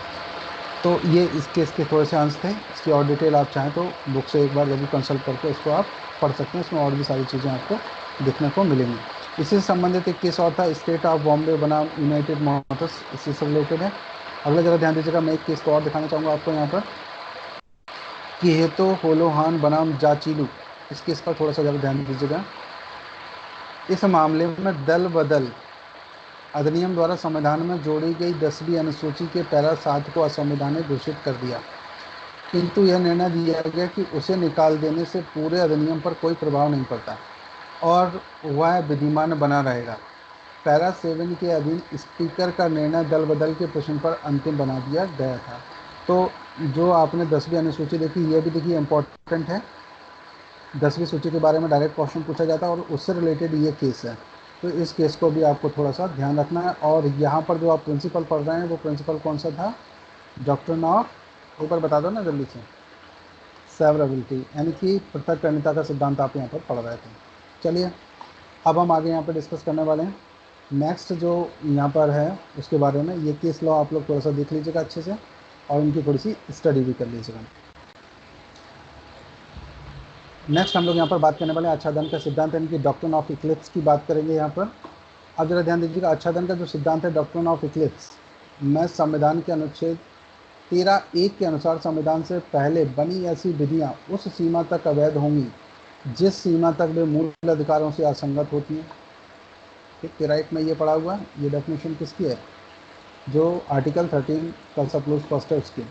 देखिएगा, ऐसी विधियां आरंभ से ही शून्य अथवा अवैध नहीं होती, अब तो वो मूल अधिकारों द्वारा आच्छादित होती हैं, मतलब मूल अधिकार उन पर ओवरराइड कर जाते हैं। ऐसी विधियां मृतप्राय हो जाती हैं और सुसुप्त अवस्था में रहती हैं और भविष्य में किसी संशोधन द्वारा आच्छादन हट जाने से वे पुनर्जीवित हो सकती हैं। तो देखिए, जो डॉक्ट्रिन ऑफ सर्वाइवलिटी आपने पढ़ा उसमें तो क्या हुआ, उतना पार्ट अलग कर दिया। अब इसमें क्या हुआ कि वो विधियाँ अब जो चली गई हैं ऐसी अवस्था में कि वो बिल्कुल मृतप्राय हो गई। अब क्या हुआ कि जो यहाँ पर अगर कोई संशोधन कर दिया जाए तो उससे क्या होगा कि क्या वो लॉ फिर से एप्लीकेबल हो जाता है, बिल्कुल ऐसा हो सकता है। तो देखिए जरा यहाँ पे क्या कहा गया, यहाँ पर तो ध्यान दीजिएगा। इससे संबंधित केस है बीकाजी बनाम state of Madhya Pradesh, AIR 1955 SC 718। इसके माध्यम से थोड़ा सा हम समझने की कोशिश करेंगे। बहुत अच्छा केस है ये, बहुत VIP केस है। कई बार ये कॉम्पिटिशन एग्जाम्स में पूछा जाता है, तो इसको आप VIP बना सकते हैं और इसे थोड़ा सा याद भी रखिएगा किससे। दूसरा केस है यहाँ पर सागिर अहमद बनाम उत्तर प्रदेश राज्य, AIR 1954 SC 728। इसमें क्या किया गया, क्या ये जो जो सिद्धांत है इसके बारे में भी हम लोग थोड़ा सा डिस्कस करने वाले हैं। देखिए जरा ध्यान दीजिए क्या कहा गया इसमें। इस बाद में निर्धारित किया गया कि आच्छादन का जो सिद्धांत है वो संविधानोत्तर विधियों पर लागू नहीं होता। मतलब जो हम ये पढ़ रहे थे ना, प्री कॉन्स्टिट्यूशनल लॉ और पोस्ट कॉन्स्टिट्यूशनल लॉ, जो पोस्ट कॉन्स्टिट्यूशनल लॉ है उस पर ये एप्लीकेबल नहीं होगा। कौन सा?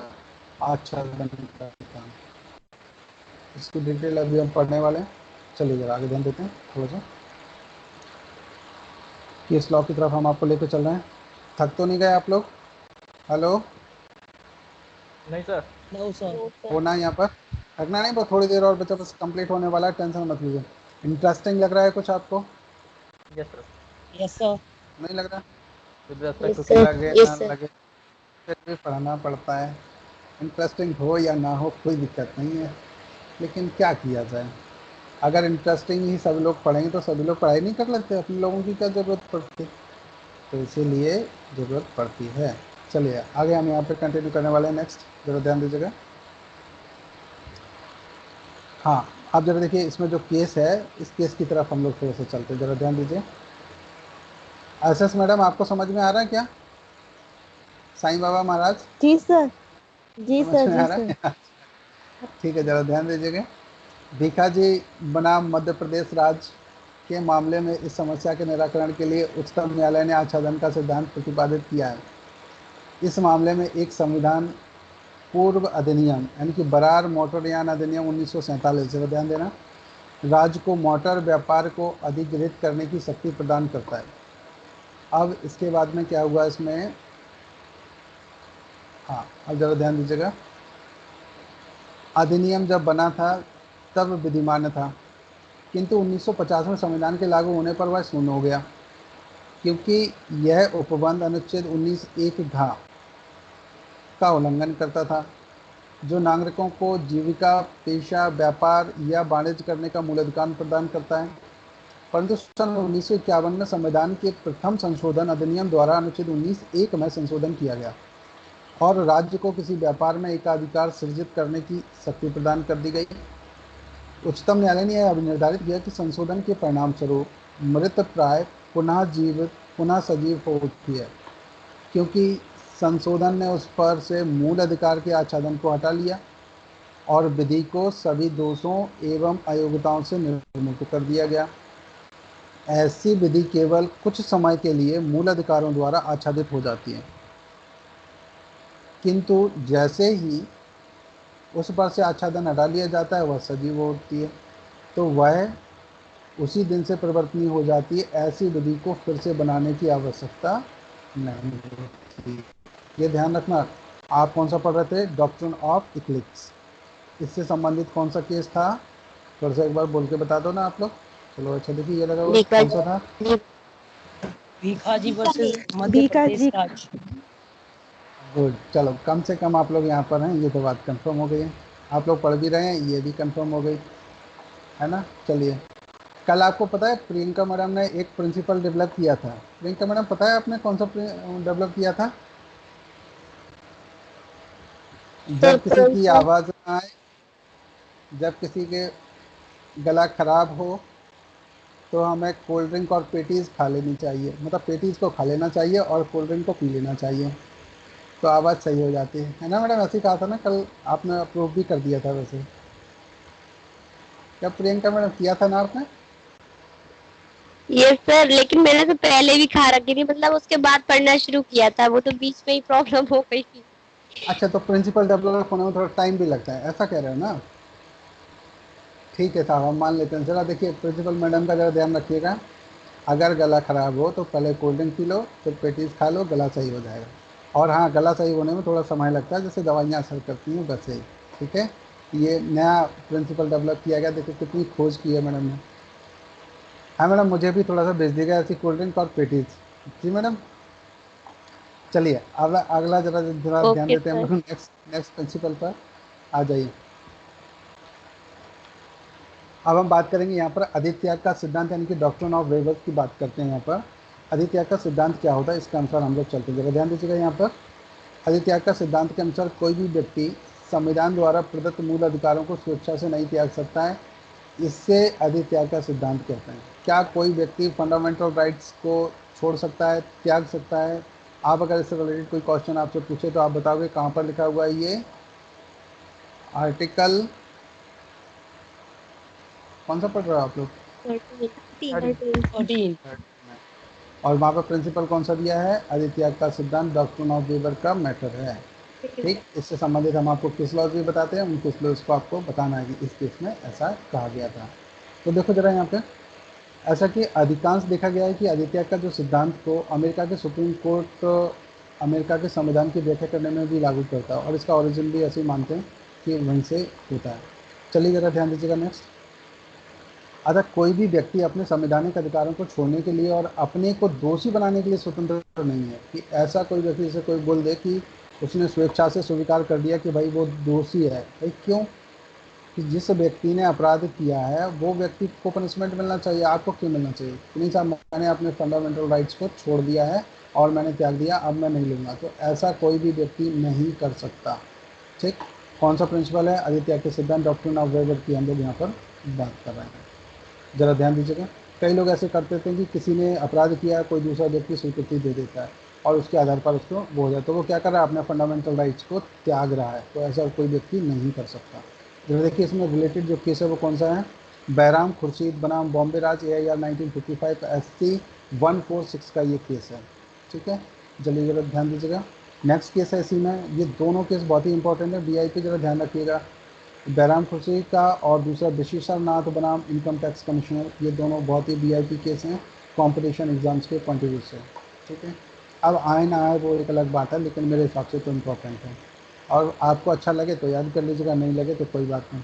और दूसरा एक मुथैया इनकम टैक्स कमिश्नर, ये इसी से रिलेटेड केसेस हैं, इसलिए इन दोनों का लगभग एक जैसा कॉम्बिनेशन आता है। तो कभी ये ऐसा पूछा जा सकता है।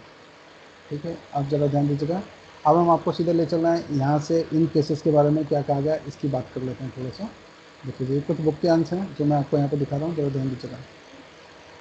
देखिए यहाँ पर ये जो बैराम खुर्शीद वाला जो केस था यहाँ से शुरू हो रहा है, ज़रा देखें। बैराम खुर्शीद बनाम बॉम्बे राज के इस मामले में उच्चतम न्यायालय ने यह अभी निर्धारित किया कि अधित्याग का सिद्धांत, जो कि अमेरिका का सर्वोच्च न्यायालय अमेरिका के संविधान की व्याख्या करने में लागू करता है और भारतीय संविधान के भाग 3 के उपबंधों के निर्वचन में लागू नहीं होता। फिर अतएव कोई भी व्यक्ति अपने संवैधानिक अधिकार को छोड़ने के लिए और अपने को दोषी बनाने के लिए स्वतंत्र नहीं है। मूल अधिकार केवल व्यक्तिगत हित के लिए नहीं वरन लोक नीति के आधार पर जनसाधारण के हित के लिए संविधान में समावेश किए गए हैं। अतः अधित्याग का सिद्धांत उन अधिकारों पर नहीं लागू होता है कि एक नागरिक राज्य से यह नहीं कह सकता कि राज्य उसके प्रति भेदभाव का बर्ताव कर सकता है, क्योंकि अनुच्छेद 14 इस बात को वर्जित करता है। तो कौन सा आपने कहा, कौन सा केस सही है? बैराम खुर्शीद बनाम बॉम्बे राज्य में ऐसा कहा गया कि कोई भी व्यक्ति अपने फंडामेंटल राइट्स को नहीं त्याग सकता। फिर अगला यहाँ पर ज़रा ध्यान दीजिएगा, नेक्स्ट केस और है विशेषर नाथ बनाम इनकम टैक्स कमिश्नर। ज़रा यहाँ पर ज़रा ध्यान दीजिएगा। इसमें क्या कहा गया कि मामले में उच्चतम न्यायालय ने इस प्रश्न पर विस्तार से विचार किया। इस मामले में केंद्रीय आयकर अधिनियम की धारा 5(1) के अंतर्गत अपीलार्थी के विरुद्ध एक आयकर जांच आयुक्त नियुक्त किया गया था, जिसने यह पाया कि अपीलार्थी ने एक बहुत बड़ी रकम छिपाई थी और उसने आयकर नहीं चुकता किया था। इसके पश्चात अपीलार्थी ने आयकर अधिकारियों के साथ आयकर और जुर्माने के रूप में 3 लाख रुपए किस्तों में चुकता करने का समझौता किया। यह समझौता सन 1954 में किया गया था। सन 1955 में जो केस था मुथैया बनाम इनकम टैक्स कमिश्नर, जरा ध्यान देना, के मामले में आयकर जांच की धारा 5(1) और यहाँ पर भी कौन सी थी 5 को अनुच्छेद 14 के अंतर्गत असंवैधानिक घोषित कर दिया। तब अपीलार्थी ने इस रकम के संबंध में जिसे उसने चुकता करने का समझौता किया था आपत्ति उठाई।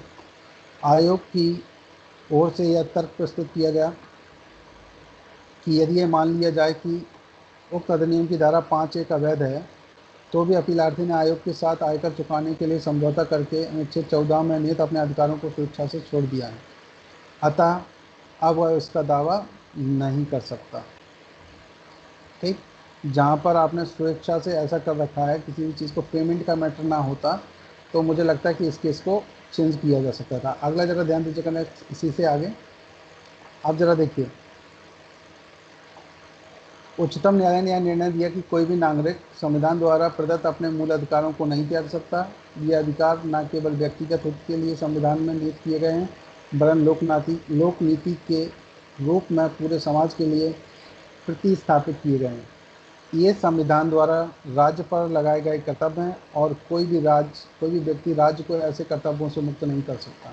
भारत की बहुसंख्यक जनता गरीब और अशिक्षित है और उसमें अपने अधिकारों के प्रति राजनीतिक चेतना का अभाव है। देश स्वयं अपने अधिकारों के प्रति सजग नहीं है। इन परिस्थितियों में इस न्यायालय का कर्तव्य है कि जनता के अधिकारों के लिए उसके विरुद्ध भी संरक्षण प्रदान करें।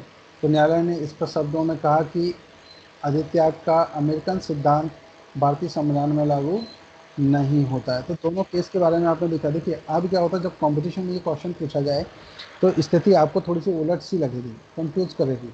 तो कंफ्यूज करने में हमें क्या करना है, भले ही कुछ भी हो, ये केस आपको देखने में भले ही गलत लगे, चाहे ये केस हो, चाहे ये केस हो और चाहे ये केस हो, अगर वो उस समय पूछता है कि क्या इसमें ये असंवैधानिक किया गया था, तो बिल्कुल हमें असंवैधानिक ही लिखना है। ठीक है, उसी पर टिक करना है। आप अगर सोचें कि लास्ट का जो जजमेंट आया था वो अगर पर्टिकुलर केस के बारे में बात की गई है, उसके लिए बता रहा हूँ, तो वैसे तो लास्ट में जनरली अगर आप देखेंगे, हाँ कहीं प्रैक्टिस करने की अगर आप बात करते हैं तो प्रैक्टिस में जो रिसेंट जजमेंट में जो लागू किया गया होगा और वो भी सुप्रीम कोर्ट के द्वारा किया गया है तो पूरे भारतवर्ष में लागू होगा। अगर हाई कोर्ट के द्वारा किया गया है तो केवल उस स्टेट में लागू होगा जहाँ पर वो हाई कोर्ट है। जैसे अगर एमपी की बात करें तो एमपी का हाई कोर्ट यहाँ पर लगेगा, और अगर यूपी का है तो यूपी हाई कोर्ट लगेगा।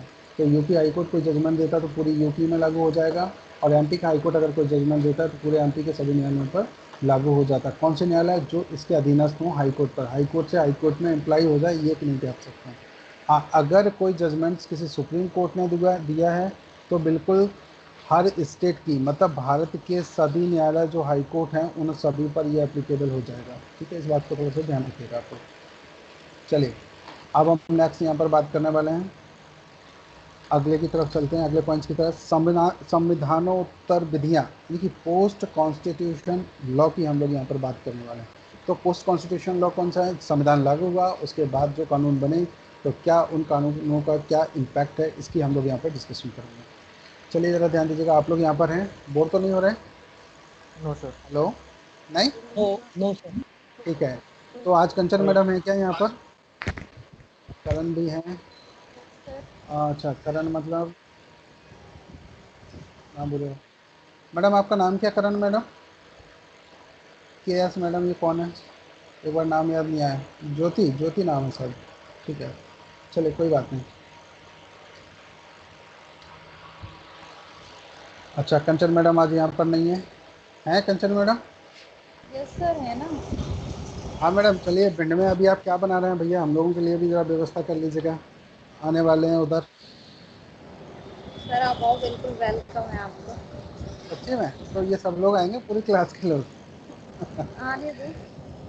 तो आपने तो गारंटी ले ली भैया, खाना आप खिलवाएंगे सब लोगों को। हाँ सर, तो पनीर बिल्कुल। वनीर पनीर वगैरह कुछ मिलेगा कि ऐसे ही पता चले आलू की सब्जी भी नहीं मिली, बोले जाओ जाओ कोरोना है, दूर दूर फुटो भागिए? सर मिलेगा नहीं? मिलेगा। जी मैडम, हाँ। ठीक है। आपके वहाँ पेटीज वगैरह भी बनती है क्या? अभी सर नहीं बंद सर। चला सर। बंद है, सब बंद है? नहीं, पेडीज लो, वगैरह। अच्छा पेटीज बंद है, तो ठीक है साहब, पेटीज अभी तो बंद है मैडम, फिर क्या मिलेगा? चलो खैर, समोसे भी बंद होंगे फिर तो। चलो खैर कोई बात नहीं, हम लोग अपने बताने की कॉन्स्टिट्यूशन। बात नहीं है ना। जी मैडम, हम लोग कॉन्स्टिट्यूशन में पढ़ लेते हैं, वही ठीक है। चलिए ज़रा ध्यान दीजिए, आ जाइए जल्दी से इधर। देखिए, संविधानोत्तर विधियों की बात करते हैं, पोस्ट कॉन्स्टिट्यूशनल लॉ की अगर हम लोग यहाँ पर बात करते हैं तो अनुच्छेद 13 का जो 2 है, इसमें ज़रा ध्यान दीजिएगा। राज्य ऐसी कोई विधि नहीं बनाएगा जो इस भाग द्वारा प्रदत्त अधिकारों को छीनती है, न्यून करती है और इस खंड के उल्लंघन में बनाई गई प्रत्येक विधि उल्लंघन की मात्रा तक शून्य होगी। ये कहाँ पर पढ़ा हमने? आर्टिकल 13 का सब क्लोज 2 में। आप ज़रा ध्यान दीजिएगा, इससे आगे क्या है। हाँ, तो देखिए, ऐसी विधियां प्रारंभ से ही शून्य होती हैं और ये मृत विधियां होती हैं। ठीक है, और इनको संविधान संशोधन के द्वारा पुनः जीवित नहीं किया जा सकता। ठीक है, इससे पहले जो हम लोग पढ़ रहे थे उसमें तो कहा था कि भाई उस प्रिंसिपल में कुछ पुरानी विधियों को भी पुनर्जीवित किया जा सकता है। अगर नया वाला जो अमेंडमेंट था उसको रिपील कर दिया जाए या उसे अनकॉन्स्टिट्यूशनल घोषित कर दिया जाए तो पुरानी विधियाँ अपने आप ही जीवित हो जाती हैं। अब यहाँ क्या कहते हैं, संविधानोत्तर जो विधियाँ हैं इन्हें पुनर्जीवित नहीं किया जा सकता। तो ऐसी तरह इस तरह की जो विधियाँ हैं उनके लिए फिर से किसी विधानमंडल द्वारा नए रूप में पारित करना आवश्यक होगा। नई विधियाँ ही बनाई जा सकती है। एक बार उनको रिपील कर दे तो दोबारा से उन्हें पुनर्जीवित नहीं किया जा सकता। अच्छा, चलिए ज़रा ध्यान दीजिएगा, ये क्या बोल रहे हैं अगला नेक्स्ट। इससे इम्पोर्टेंट केस के लिए हम लोग एक बार बात करें। देखिए, एक केस था यहाँ पर सागिर अहमद बनाम उत्तर प्रदेश राज्य EIR 1954 SC 728। इस बाद में यह भी निर्धारित किया गया कि आच्छादन का जो सिद्धांत है वो संविधानोत्तर विधियों पर लागू नहीं होता। हाँ, देखो क्या कह दिया भाई, कौन सा केस है जरा ध्यान रखिएगा। सागिर अहमद बनाम उत्तर प्रदेश राज्य। इसमें कहा कि जो डॉक्ट्रिन ऑफ इक्लिप्स है, ये जो संविधानोत्तर विधियां हैं ना, इस पर ये लागू नहीं होता। चलिए, नहीं होता, कोई बात नहीं। यहाँ पर देखिए, केस है दीपचंद बनाम उत्तर प्रदेश राज्य EIR 1959 SC 648। और दूसरा केस है गुजरात राज्य बनाम श्री अंबिका मिल्स EIR 1974 का केस था। नेक्स्ट केस है दुलारे लोध बनाम थर्ड एडिशनल जज कानपुर EIR 1985 SC 1260।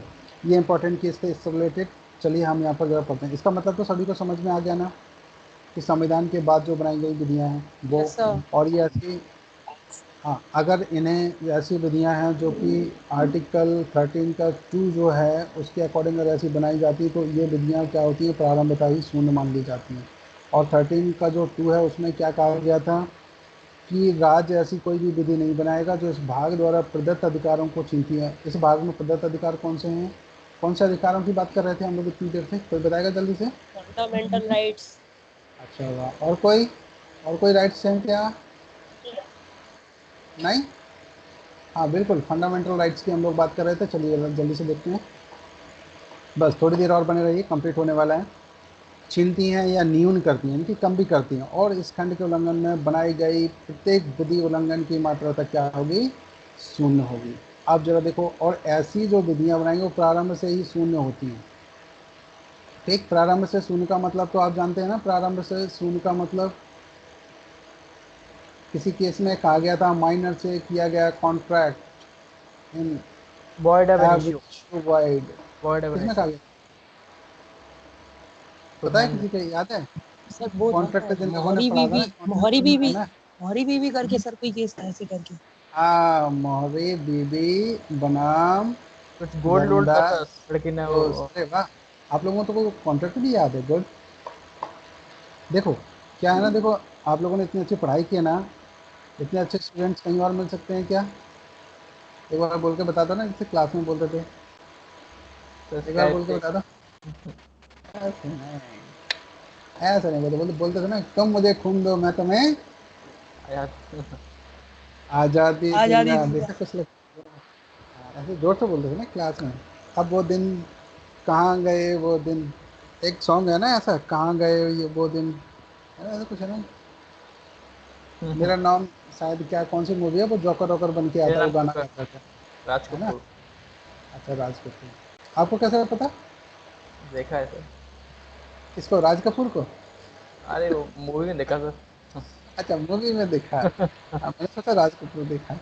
अच्छा नहीं। चलिए, कोई बात नहीं, चलिए। राज कपूर जी को तो मैंने भी नहीं देखा, शायद देखा होगा किसी मूवी में। इतना चलिए बड़ा जरा नहीं। ध्यान, आप कोई बात नहीं, चलो हम लोग चलते हैं अगले केस की तरफ, जरा ध्यान दीजिए। देखिए यहाँ पर जो पोस्ट कॉन्स्टिट्यूशनल लॉ था, ये आपने पढ़ा हुआ, इसमें एक रिलेटेड जो केस था दीपचंद उत्तर प्रदेश का केस था। जब देखो इसके कुछ अंश मैं आप लोगों को थोड़ा सा यहाँ पर पढ़ के सुनाना चाहूँगा, ध्यान दीजिएगा। दीपचंद बनाम उत्तर प्रदेश का जो केस है, इस पर थोड़ा सा नज़र डालिएगा।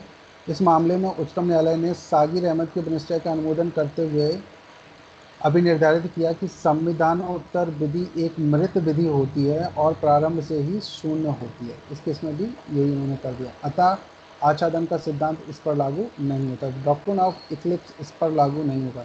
दूसरा नेक्स्ट केस के बारे में हम लोग बात करें, गुजरात राज्य बनाम श्री अंबिका मिल्स की। जरा इस पर जरा ध्यान दीजिएगा। ये दिखाई दे रहा है ना सभी को, थोड़ा सा क्लियर, थोड़ा सा वैसा लग रहा है मुझे। सही है सर। थोड़ा सा दिख रहा और है सर। जूम करने की कोशिश करता हूँ। हाँ, शायद सर दिख रहा है। ठीक है, देखिए जरा ध्यान दीजिएगा। गुजरात राज्य बनाम श्री अंबिका मिल्स के मामले में उच्चतम न्यायालय ने दीपचंद और मोहनलाल के मामले में दिए गए अपने निश्चय को काफ़ी बदल दिया और यह निर्धारित किया कि एक संविधानोत्तर विधि जो मूल अधिकारों से असंगत है वह सभी प्रयोजनों के लिए प्रारंभ से ही शून्य और अकृत नहीं होती। पूर्णतः अकृत यानी कि जो नलिटी है का नियम एक सर्वव्यापी नियम नहीं है और इसके अनेक अपवाद हैं। इस मामले में न्यायालय ने अभी निर्धारित किया है कि एक संविधानोत्तर विधि जो अनुच्छेद 19 द्वारा नागरिकों को प्रदान किए गए मूल अधिकारों को छीनती या कम करती है वह अनागरिकों के लिए परिवर्तनीय रहती है। देख रहे हैं यहाँ पर दो क्लासिफिकेशन उन्होंने कर दिए, नागरिक और अनागरिक। एक तो वो जो भारत के नागरिक हैं और दूसरे जो भारत के नागरिक नहीं हैं। क्या बाहर से कोई व्यक्ति आता है तो क्या उसे भी ये राइट होगा? क्या वो ऐसा कर सकता है?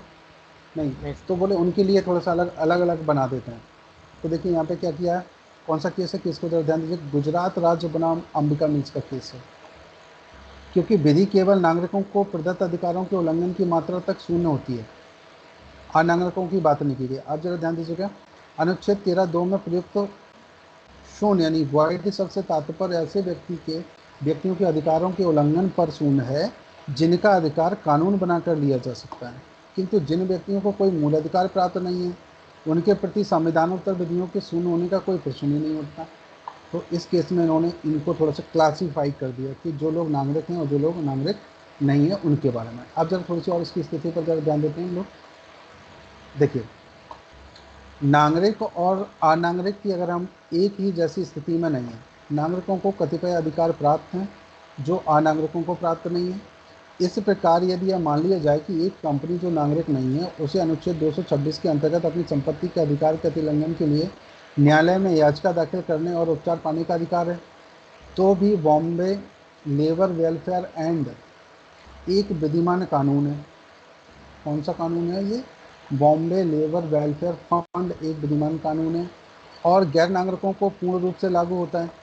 अतः कंपनी यह तर्क नहीं ले सकती कि उसका संपत्ति का धारण, अर्जन और व्ययन का अधिकार विधि के प्राधिकार के बिना छीना या न्यून किया जा रहा है।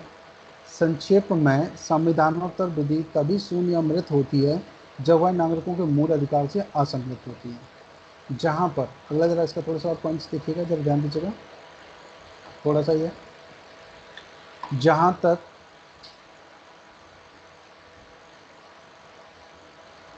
नागरिकों का प्रश्न है, ऐसी विधि परिवर्तनीय रहती है और वैध बनी रहती है। चूँकि कंपनी एक नागरिक नहीं है अतः संविधानोत्तर विधि उस पर लागू होती है। अगला केस था यहाँ पर दुलारे लोध बनाम थर्ड एडिशनल जज कानपुर। जरा यहाँ पर ध्यान दीजिएगा कि मामले में अब निर्धारित किया गया कि आच्छादन का सिद्धांत संविधानोत्तर विधियों पर भी लागू होता है, भले ही वे नागरिकों से ही संबंधित क्यों ना हो। कौन से केस में कर दिया ये? देखो, बाकी सभी केसेस में क्या कहा गया था कि जो आच्छादन का सिद्धांत है, डॉक्ट्रिन ऑफ इक्लिप्स है, वो संविधानोत्तर विधियों पर लागू नहीं होता है। लेकिन जो एक केस था दुलारे लोध बनाम थर्ड एडिशनल जज कानपुर, इस केस में ऐसा कह दिया गया कि इन पर भी ये लागू होगा। तो तीनों की स्थिति समझ में आ गई केस लॉज की। अब आपको क्या करना है, केस का नाम लिखना है, ठीक है, कॉम्पिटिशन निकालने से। केस फर्स्ट और इसमें एक लाइन में लिखिए लागू होती है, दूसरे में लिखिए लागू होती है। तो लागू वाले एक तरफ कर दीजिए और जिनमें लागू नहीं होती उनके अलग कर दीजिए। तो ऊपर लागू होती है और लागू नहीं होती है, ऐसे कर सकते हैं। यार ऊपर लागू नहीं होती, नीचे लागू होती है, आप अपने अनुसार बना लीजिए। और उनके लिए ये आपको स्टडी के पॉइंट ऑफ व्यू से करना रहेगा। अगर वास्तव में आपको एग्ज़ाम निकालना तो ये स्टडी आपको करनी पड़ेगी। हाँ, अगर आप तुक्का लगाना चाहते हैं, हो जाए तो ठीक है, नहीं हो जाए तो भी ठीक है, ये किस्मत की बात है। अगर आप ऐसा सोच करके करना चाहते हैं तो बिल्कुल आप अपना रिस्क ले सकते हैं।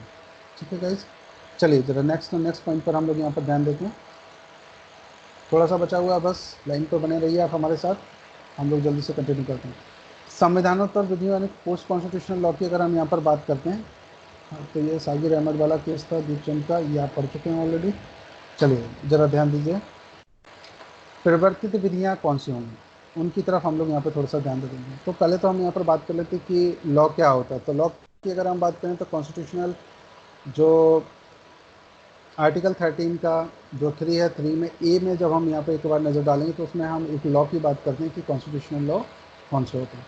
आप यहाँ पे ज़रा ध्यान दीजिएगा, हम लोग पहले एक बार बात कर लेते कि प्रवर्तित विधियाँ कौन सी हैं, ऐसी लॉ इन फोर्स जो की गई हैं वो लॉ कौन सी हैं। चलो ध्यान दीजिए, यहाँ पर केस है, यहाँ पर रामकृष्ण डालमिया बनाम जस्टिस तेंदुलकर, AIR 1958 का SC 538 का एक केस है।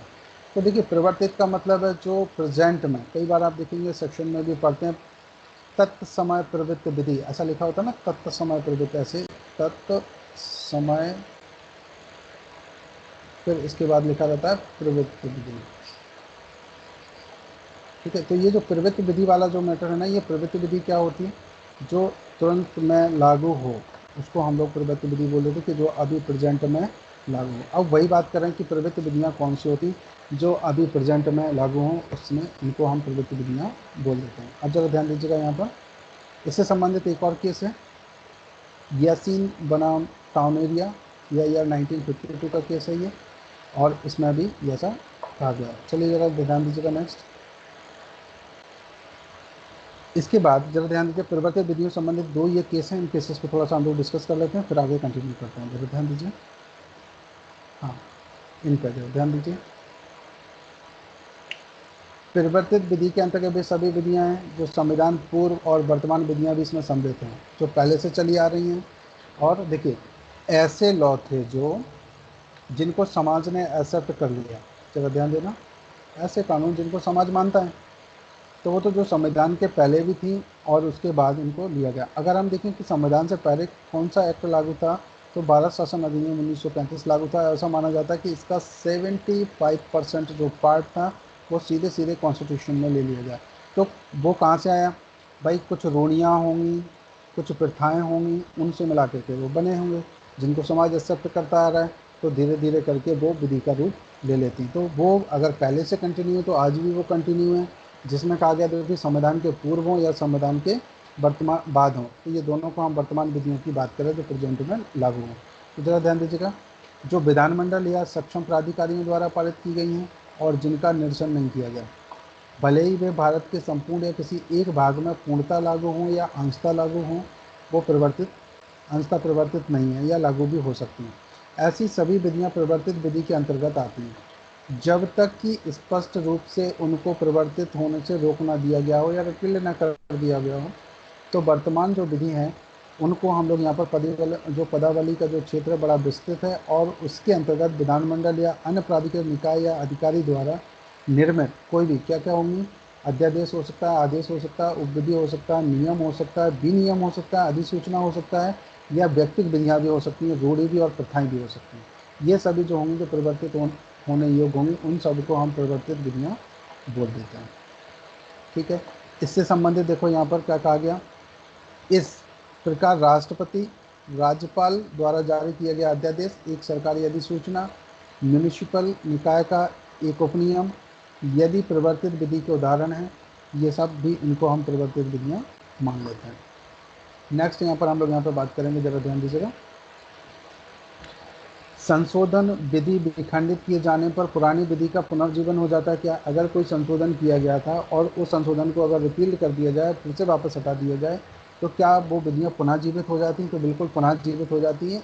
ये किस केस में कहा गया था? यहाँ पर ये केस आप देख रहे हैं, तमिलनाडु राज्य बनाम के श्याम सुंदर, AIR 2011 के केस में ऐसा कहा गया था। चलिए अब हम जरा ध्यान देते हैं नेक्स्ट। ये जो सिद्धांत आप पढ़ रहे हैं, ऐसा भी कहा जाता है कि ये जो पर्दा उठाने का सिद्धांत है उससे रिलेटेड इनको कहा जाता है। जब इसमें ध्यान दीजिएगा, जो आप केस देख रहे थे ना, तमिलनाडु राज्य बनाम के श्याम सुंदर, इसमें भी कहा गया कि जो परिवर्तित विधियाँ हैं वो क्या हैं। तो सबसे पहली बात है ना कि क्या सोसाइटी में लॉ जो बनाया गया, जो अमेंडमेंट किया गया, क्या वो एप्लीकेबल है, उसका सही प्रभाव पड़ रहा है? तो प्रभाव कैसा है उसका, तो इस बात के लिए ये प्रभाव की, कोई भी अमेंडमेंट किया जाए, कोई भी कानून बनाया जाए, तो उसका प्रभाव समाज पर क्या पड़ रहा है, इससे संबंधित जो केस लॉ है वो है तमिलनाडु राज्य बनाम के श्याम सुंदर का ये केस था।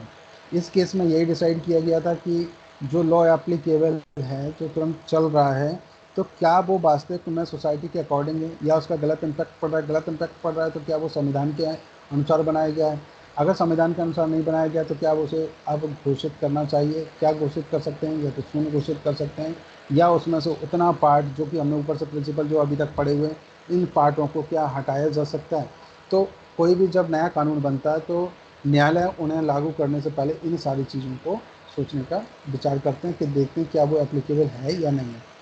देखिए, लॉ की अगर हम यहाँ पर डेफिनेशन देखें तो आर्टिकल जो 13(3) का सब क्लोज जो ये जो का मतलब ए था, उसके बारे में हम लोग यहाँ पर बात कर रहे हैं। तो क्या ये एप्लीकेबल होगा यहाँ पर? तो देखिए, इन्होंने कहा कि विधि के अंतर्गत क्या था, तो विधि की डेफिनेशन में आप यहाँ बता सकते हैं कहाँ दी गई है, आर्टिकल 13 का 3 और सब क्लोज ए में कहाँ दिया है। देखो क्या दिया है, क्या क्या होगा जो विधि होगा। देखिए, इसके अंतर्गत भारत के राज्य क्षेत्र में विधि का बल रखने वाला कोई अध्यादेश भी हो सकता है, आदेश हो सकता है, उपविधि हो सकती है, नियम हो सकता है, विनियम हो सकता है, अधिसूचना द्वारा रूढ़ी और प्रथा भी हो सकती है। तो ये इसके अकॉर्डिंग थी। चलिए, इससे संबंधित जो केस लॉज, द्वारका बनाम स्टेट वाला है, और दूसरा स्टेट ऑफ बंगाल बनाम अनवर अली का है, और दूसरा है, तीसरा केस है दशरथ रामाराव बनाम मथुरा अहिर। तो इन्हीं के बारे में बताया गया कि कौन कौन सा लॉ जिनको हम लॉ की श्रेणी में रख सकते हैं। चलिए नेक्स्ट जरा ध्यान दीजिएगा। अब बात हम करते हैं यहाँ पर, क्या संवैधानिक संशोधन अनुच्छेद 13 में प्रयुक्त विधि शब्द में सम्मिलित है या नहीं।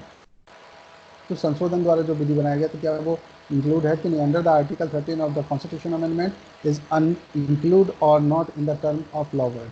तो जरा ध्यान दीजिएगा, यहाँ शंकरी प्रसाद बनाम भारत संघ का केस था। फिर इसके बाद अगला स्टेप पर आया सज्जन सिंह बनाम राजस्थान राज्य का केस। फिर नेक्स्ट आया गोलकनाथ बनाम पंजाब राज्य। फिर इसके बाद जो लास्ट में इन केसेस के बाद भी जो चीज़ें हुई हैं वो संविधान का 24 संशोधन 1971 था। अब जरा यहाँ पे सबसे पहले हम लोग चलते हैं शंकरी प्रसाद बनाम भारत संघ के केस की तरफ, फिर एक एक करके हम इनको भी डिस्कस करेंगे। बस ये लास्ट है और इसके बाद हम इसको स्टॉप करेंगे यहाँ से। ज़रा ध्यान दीजिएगा। आप देखिए क्या ये विधि शब्द में है कि नहीं। तो शंकरी प्रसाद का जो केस था, इस केस में मैं आप लोगों को बताना चाहूँगा इसमें क्या हुआ है। तो ध्यान दीजिए, आप लोग यहाँ पर हैं क्या? हेलो, आवाज़ आ रही है सभी को? Yes yes sir. Sir. Okay, bore तो नहीं हुए? Yes sir. बस 2 स्लाइड और बची हैं, कंप्लीट हो जाएंगी जल्दी से। इसके बाद फिर आप लोग ब्रेक लेकर के आपको आगे कंटिन्यू दूसरी क्लास करेंगे हम लोग, है ना। चलिए ज़रा ध्यान दीजिएगा।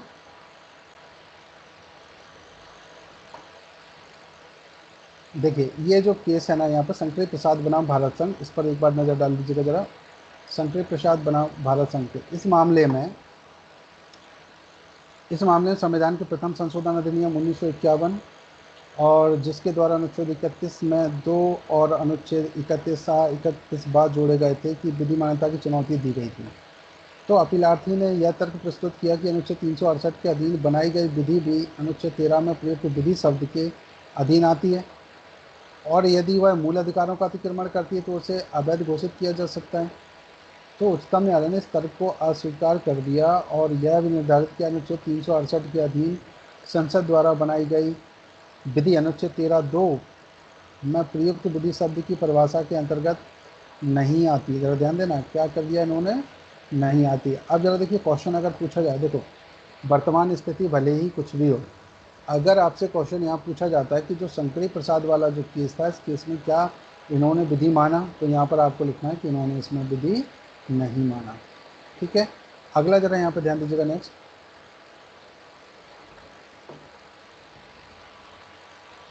अनुच्छेद 13 का सतलुज 2 में प्रयुक्त विधि का तात्पर्य ऐसी विधि से जो विधानमंडल द्वारा अपने साधारण विधायी शक्ति के प्रयोग द्वारा बनाई जाती है, ना कि संवैधानिक संशोधन जो कि अनुच्छेद 368 के अधीन संवैधानिक शक्ति के प्रयोग में बनाया जाता है।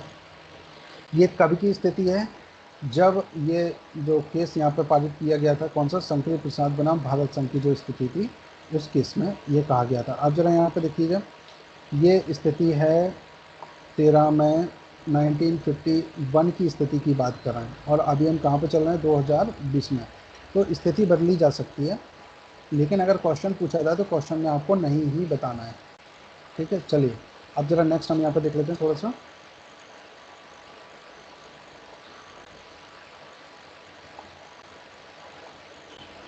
आप जरा ध्यान दीजिए, इसी के दूसरे केस में सज्जन सिंह बनाम राजस्थान राज्य का जो केस था वो के मामले में उच्चतम न्यायालय ने शंकरी प्रसाद के मामले में दिए गए अपने विनिश्चय का अनुसरण किया और यह भी निर्धारित किया अनुच्छेद 368 के अधीन पारित विधि अनुच्छेद 13(2) में प्रयुक्त विधि शब्द की परिभाषा में सम्मिलित नहीं है। तो दो केस अपने को मिल गए जिसमें विधि शब्द की परिभाषा में सम्मिलित संशोधन को सम्मिलित नहीं किया जा सकता। कौन सा है?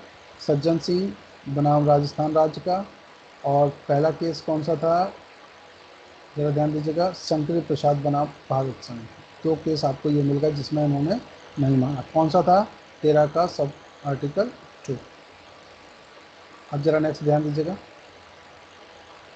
ये कब की स्थिति है जरा देखिएगा। 14 को अगर हम देखें ना 1965, यानी कि यहाँ मान के चलिए कि 14 साल तक यही स्थिति बनी रही। 1951 से 1965 तक, तो 14 साल का एक टाइम ड्यूरेशन हम मान के चलते हैं। इस समय की स्थिति यही थी। अब जरा ध्यान दीजिएगा, नेक्स्ट केस की तरफ हम चलें। किंतु गोलकनाथ बनाम पंजाब राज्य का जो केस था उसमें जरा ध्यान दीजिए। देखो क्या कहा गया, इस मामले में उपयुक्त दोनों मामलों में दी गई विधि की परिभाषा को उच्चतम न्यायालय ने स्वीकार नहीं किया और इस मामले में संविधान के 17वें संशोधन 1964 की संवैधानिकता को चुनौती दी गई। न्यायालय ने बहुमत का निर्णय सुनाते हुए मुख्य न्यायाधीश श्री सुब्बा राव ने कहा, देखो यहाँ पर कौन से थे यहाँ पर न्यायाधीश, श्री सुब्बा राव। कौन सा केस था ये? गोलकनाथ बनाम पंजाब राज्य। अनुच्छेद 13(2) में प्रयुक्त विधि शब्द के अंतर्गत सभी प्रकार की विधियां सम्मिलित हैं, चाहे वो विधानमंडल की साधारण विधायनी शक्ति के प्रयोग द्वारा निर्मित की गई हो अथवा अनुच्छेद 368 के अंतर्गत संवैधानिक संशोधन के प्रयोग में निर्मित की गई हो। अतएव यदि संविधान में किया गया कोई संशोधन नागरिकों के मूल अधिकार का अतिक्रमण करता है तो उसे असंवैधानिक घोषित किया जा सकता है। क्या घोषित किया जा सकता है? असंवैधानिक। न्यायालय ने कहा कि अनुच्छेद 368 में केवल विधि बनाने की प्रक्रिया दी गई है, संविधान संशोधन करने की शक्ति नहीं है। यह संसद को ऐसी शक्ति प्रदान नहीं करता जिसके द्वारा वह नागरिकों के मूल अधिकारों में संशोधन करे। तो एक बात साफ हो गई कि यहाँ पर आर्टिकल 368 भी क्या नहीं कर सकता, फंडामेंटल राइट्स में कहीं पर भी कोई संशोधन नहीं कर सकता है। तो विधि विधि है, चाहे साधारण विधि हो या संवैधानिक संशोधन हो। ये इन्होंने गोलकनाथ बनाम पंजाब राज्य में कर दिया गया। ये स्थिति कब की थी, कौन से सन की थी? तो जरा यहाँ पे ध्यान दीजिएगा एक मिनट। देखिए ये यहाँ पर आप देखेंगे 1968, यानी कि 3 साल के बाद, 365 तक ही है तो 368। अब जरा यहाँ पे थोड़ा सा हम एक काम और करते हैं, यह संविधान संशोधन की थोड़ी सी बात कर लेते हैं। जो 24वां संविधान संशोधन था इससे रिलेटेड है कि केशवानंद भारती बनाम केरल राज्य, इसमें केस में क्या किया गया था। देखो जरा यहाँ पे क्या किया गया, पहले हम इसको पढ़ लेते हैं। उच्चतम न्यायालय द्वारा गोलकनाथ के मामले में दिए गए निर्णय के प्रभाव को समाप्त करने के लिए संसद ने 24वां संविधान संशोधन अधिनियम पारित किया। कब हुआ था ये? 1971 में। इस संशोधन द्वारा 13(2) में संशोधन किया गया और इसमें निम्नलिखित वाक्यांश जोड़ा गया, संसद द्वारा अनुच्छेद 368 के अंतर्गत पारित कोई भी विधि 13(2) में प्रयुक्त विधि शब्द में सम्मिलित नहीं है। केशवानंद भारती बनाम केरल राज्य के मामले में उच्चतम न्यायालय ने 24वें संविधान संशोधन को अधिनियम को विधिमान्य घोषित कर दिया और गोलकनाथ में दिए गए अपने निर्णय को उलट दिया। ये कब की स्थिति थी? 1971 की, यानी कि 1973 में ये स्थिति चल रही है। ठीक, तो ये लास्ट केस था केशवानंद भारती बनाम केरल राज्य। तो गाइज चलिए अब हम यहाँ से सीधे चलते हैं। आप लोगों को उम्मीद है कि समझ आ गया होगा थोड़ा सा, और इसकी स्टडी भी कीजिएगा। और मैं ये वीडियो ना यूट्यूब पर भी अपलोड करूँगा। आपको लाइक और सब्सक्राइब अगर आपको अच्छा लगता है तो ज़रूर कर दीजिएगा, नहीं हो तो कोई बात नहीं गाइस। हाँ, अब हम यहाँ पर क्लास स्टॉप करने से पहले थोड़ा सा आप लोगों से जानना चाहेंगे, आज आपको क्या ये चीज़ें समझ आई या नहीं आई? Yes sir. समझ आई? आ गई ठीक है, चलिए गाइस, और ज़रा ध्यान दीजिएगा, थोड़ा सा इसको ना बार बार आपको रिपीट भी करना है और आपको पढ़ना भी है, क्योंकि आप ना इसको जैसे बार बार इसको अगर रिपीट करेंगे तो आप ना जो आने वाले जो फंडामेंटल राइट्स हैं उनके बारे में थोड़ा सा और अच्छा कर पाएंगे, अच्छे से सीख पाएंगे। हाँ, मैं समझ रहा हूँ आज की क्लास ज़्यादा लंबी हो गई थी, बहुत ज़्यादा टाइम भी लग रहा था, क्योंकि आर्टिकल 13 ही अपने आप में बहुत बड़ा है। अगर उसको हम एक केस लॉज में पढ़ते हैं, अभी बहुत सारी चीज़ें जो इसमें छूट गई हैं, इनको आप बुक से और स्टडी कीजिए, एक दो बार थोड़ा सा तैयार कीजिए, क्योंकि आर्टिकल 12 और 13 ये आप इनको मान लीजिए, अगर ये आपके अच्छे हैं तो आगे फंडामेंटल राइट्स आपके और अच्छे हो सकते हैं, उनको और अच्छे से आप तैयारी कर सकते हैं। सो गाइज, इस उम्मीद के साथ कि आपको क्लास अच्छी लगी होगी, तो मैं क्लास को अभी यहीं स्टॉप करता हूँ। सीआरपीसी आज पढ़ना है कि कल करें हम लोग? सर फोन की बैटरी 3% रह गई है सर। 3% है, कोई बात नहीं, हम कल से इसको कंटिन्यू कर रहे हैं, आज इसको हम यहीं पर स्टॉप कर रहे हैं। सो गाइज, हम मिलते हैं नेक्स्ट क्लास में, तब तक के लिए ओके, बाय बाय। अपना ध्यान रखिए, कोरोना से बचते रहिए।